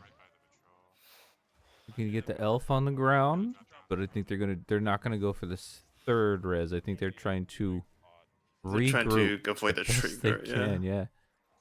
It sounded like it was a chaos patrol. I thought I heard a roar, a chaos roar. It was weird. Yeah, the Onslaught Plus Patrol make a lot of noise. Okay. You can't miss it, right? I know I heard it. Ooh, You can't miss it. Your kidneys. They didn't miss that. So we have Grail. Not going to be able to get a res, I don't think. Oh, yeah, right as soon as they approach, those three clan and slave rats are able to get the kill. IB just doing really big, long loops. That's all right, because that's what we're looking for here, because we need to right ourselves.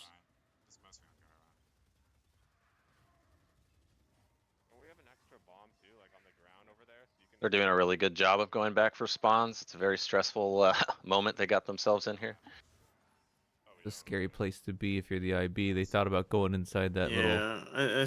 Yeah, I don't think ISB will be fast enough to give Waystalker a good spawn though. Forced to use an all. Sick of it. There it is. Look at that. Oh my goodness. Oh man, that patrol is going to be an issue here. Yeah, it's gonna be very hard to avoid in them. Don't shove. Don't give into the shove. Oh no, there's two gunner and a gas. Yeah, they are pinched hard. He's got to try to drop back to Grail Knight here if he can jump over. There he is. He just pops up. Jeez. Okay. That ult is almost up. I just need to hit trade a little bit more, get ult back, and hope GK can kill the wave, and then hopefully they can find the timing to get through the maze with the aggro in the patrol. It's gonna be hard, especially when the two teammates are like respawn inside the maze. It's gonna be hard to find the timing, avoid the patrol, and revive them. With both special killers down, no ammo on the IB. These gunners are having free reign. Yeah, Grail might be able to. No hook rat. Able to res. Oh, it's brutal. Oh, that's brutal. Oh.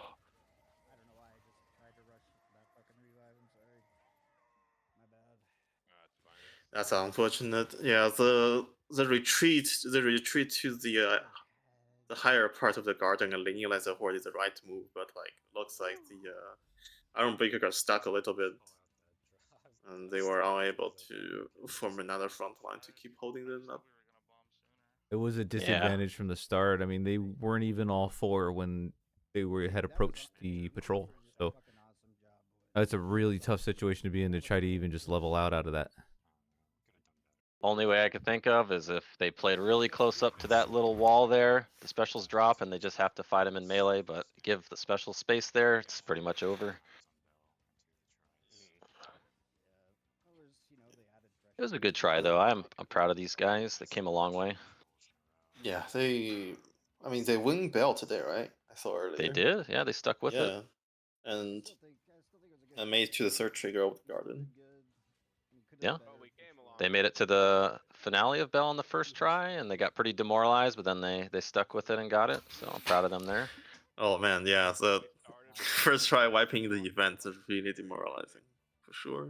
Someone had said something like that, and you even answered to them, Cheese, about like they had played the first half hour or like the final half hour. They were just so exhausted because of playing at a higher level, you know. And I think that we talked about it yesterday, and we can talk about it again. It's just the fatigue that you can take. It's physical fatigue, it's mental fatigue, because you're making so many decisions, not just as an individual, but as a team, right? And you're all trying to achieve the same thing. So you're all playing and relying on each other and your ability to execute. Like, it is a lot happening.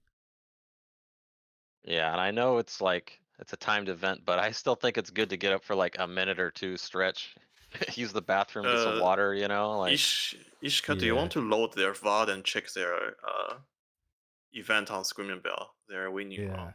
Yeah, let's do that. That's a good idea. That. Yeah, it's Video 2 hour and 13 minutes mark. Is when I they start. navigate. Let me refresh their page and see if I can. You can scroll to bottom. Click their profile and scroll to bottom.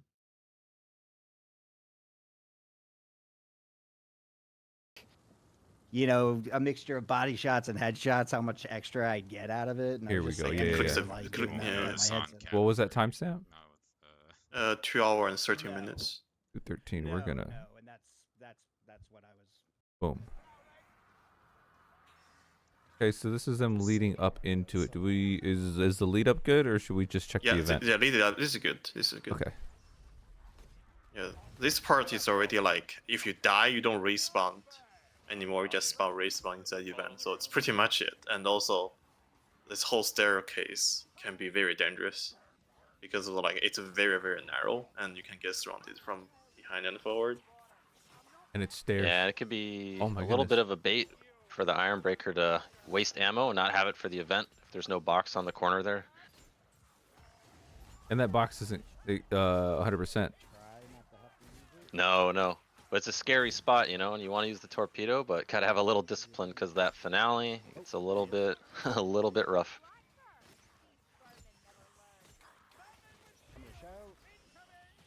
So, was Bell something you had practiced, or I think I missed it. Did you say that this team they had played together before, or had everyone just played modded before? I believe 3 of them played together. I think Garland might be just looking for a group for this event, but the other 3 I think came from Darktide. They had like 1,000 hours or so in Darktide and made the switch over to the Superior Tide game, which I'm proud of. Superior Tide game. But yeah, they signed up. They signed up as a pre-made group. As 4 people. Like, Oh. There's like 20 Stormburn and then I'll shout and then like 10 of them. Hook behind. You taking care of the specials, just like firing those arrows out. We do have a bunch of. Let me take a look at this lineup. Okay, they actually have some really strong special kill, boss kill, and control. Now, we saw another team kind of do this, and I don't know if this is a standard strat, is for 3 people to kind of be off on the side, one other person kind of rush the bells. Is that something we'll see here? Or is that like something you've trained for, or is like, what was your approach? Okay, so the strat that we had going for this event was to start left and then go center and then right chain. Basically, you hold at the top of the first chain, do a little damage. When they start to climb up or get overwhelmed, you drop. You break the second set of the chains. You do not hang out there, as you will get stuck. So you just break and dip out to the third set, and then do the same thing you did on the first set for the third set. So hold on the first, drive by the second, hold on the third, then immediately drop down to the cliff for when the monsters spawn after all the chains are broken, and hopefully get an easy cliff. Pretty doable. There's a lot of boss control here, whether it's a IB, Grail Poke, or even Spellspire shouting. Lots of power here. Oh, that was okay. I thought you said Don. No, but that was a good time to do that. It's fine. But Rattlings have been the name of the game when it comes to a lot of player pressure this event, I've noticed. Yeah, they're super annoying. They just sit in the distance and peck at you and aim punch you if you try to get other specials, and it's like can cause the specials to build up. Hear a rattling. And the sound for the enemies, actually, in this particular place, I've noticed is kind of tricky because a Packmaster can spawn in the levels below, and it sounds right next to you. But he's got the whole, like, quarter of this area to climb through first. Right, yeah, and it's very trippy. You end up standing there like, where's this Packmaster? Where's this Packmaster? Not realizing, oh, I've spent 5-8 seconds in one spot. Yeah, definitely. Like Rat climbing up. Two of these. Assassin in here. We can break the third. Chow, do you? IB going down. That's not what we want. We got that bomb going out. Excellent use, picking him back up. There are some band-aids and a lot of healing on board, so they should be able to be okay. Get back into green health. Earlier when coaching, they were very, I'd say, stingy with their supplies. I had to encourage them to just, you know, think less and do more when using Excellent. resources. That's boss one. In terms of resource management, just real quick, another shot. Oh, he's hanging on. He was able to climb back up with that tentacle. Oh. Went for a double poke. It didn't work. Also pushed him into the corner, but now they've got to do a kite around here with the chaos spawn. No additional bombs. We do have the last torpedo. Got the spawn. The last clutch torpedo. Let's go. Oh, they did have one bomb. They did find one, but okay. Great control. That's one thing I've noticed, even in live, you see so many times you'll complete a map and like you'll have people just with resources. And you're like, well, we're not taking them with us. Use them. Exactly. And it's everything. I use barrels religiously. If I see a barrel, I'm using it. But bombs, healing, potions. Was it Lonk yesterday was talking about a lot of teams can prioritize and benefit off of like proxy on your potion usage. Oh, absolutely. Yeah, the Witch Hunter was like the designated proxier here on this team, so the GK would just hand off the strength pots to the Witch Hunter, and then if there was a boss, he would just drink a speed or whatever for himself for boss damage.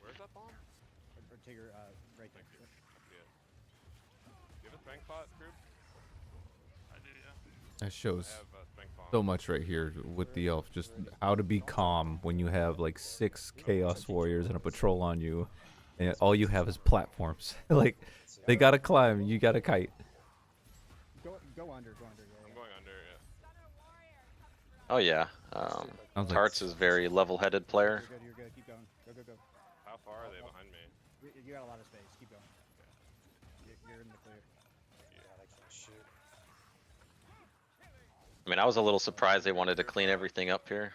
Usually you can just cliff the bosses and dip out. Oh, good self-save right there. Underneath all this rattling fire too. Great job.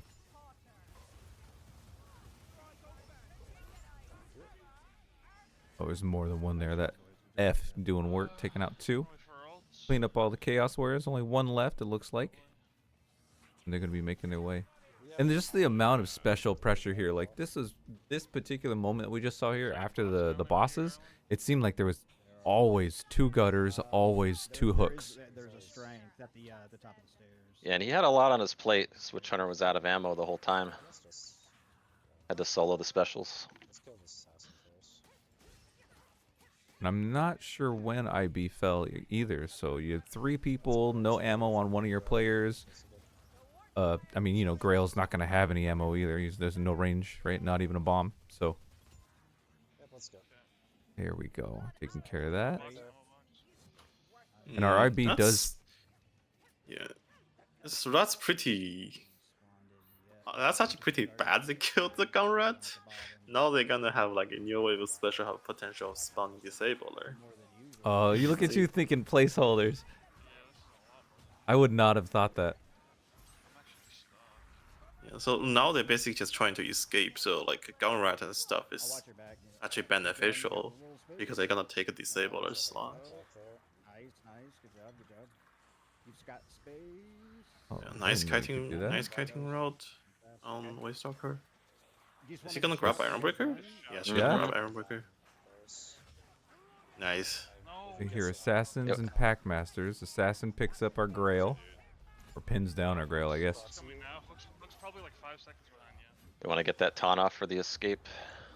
Go for top. Yeah. Ooh. Oh, I'm getting The taunt does go off. Witch Hunter Captain's still alive. I didn't realize that. Look, he's still taking names. They're not going down without a fight. Keep going. I'm not gonna make it. Fuck yes, dude. Nice job. There we go. And we're able to see a victory here. Good By the skin of their teeth. Oh, is IB making it too? I heard a gutter. Is the gutter gonna claim right at the end? We got about an hour left. No, we got 2. You know what, though? We didn't We fucking got wipe 2 it. in the portal. No, no, it's good. I'll definitely take They it. definitely worked for that one, so I'm very proud of that. Good job, guys. Yeah, that was C3 Dwans plus Screaming Bell clear here. Good, Awesome. Incredible job.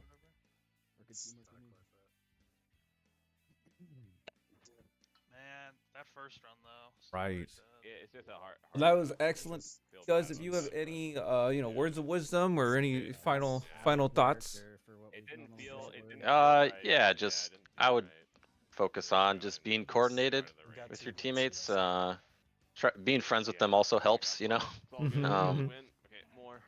And falling into your role and trying not to do everything by yourself. Couple minutes. And if you get bored of your role, just communicate and switch things up. I'll just queue it up. Thank you so much. Thank you so much for not just being here to talk with us, but also coaching and being part of this event. Yeah, my pleasure. Thanks, guys. Thank you. All right, so we are switching over. Thank you guys so much for being here for the 3 hours at the Fight the Tide Onslaught Series University.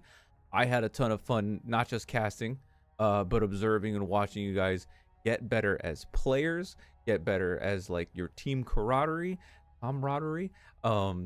and just seeing this grow in such a way that you don't really think, all right, we're gonna play a PvE game in a tournament way, and see the response. The number of signups we got is record breaking. So thank you so much for that.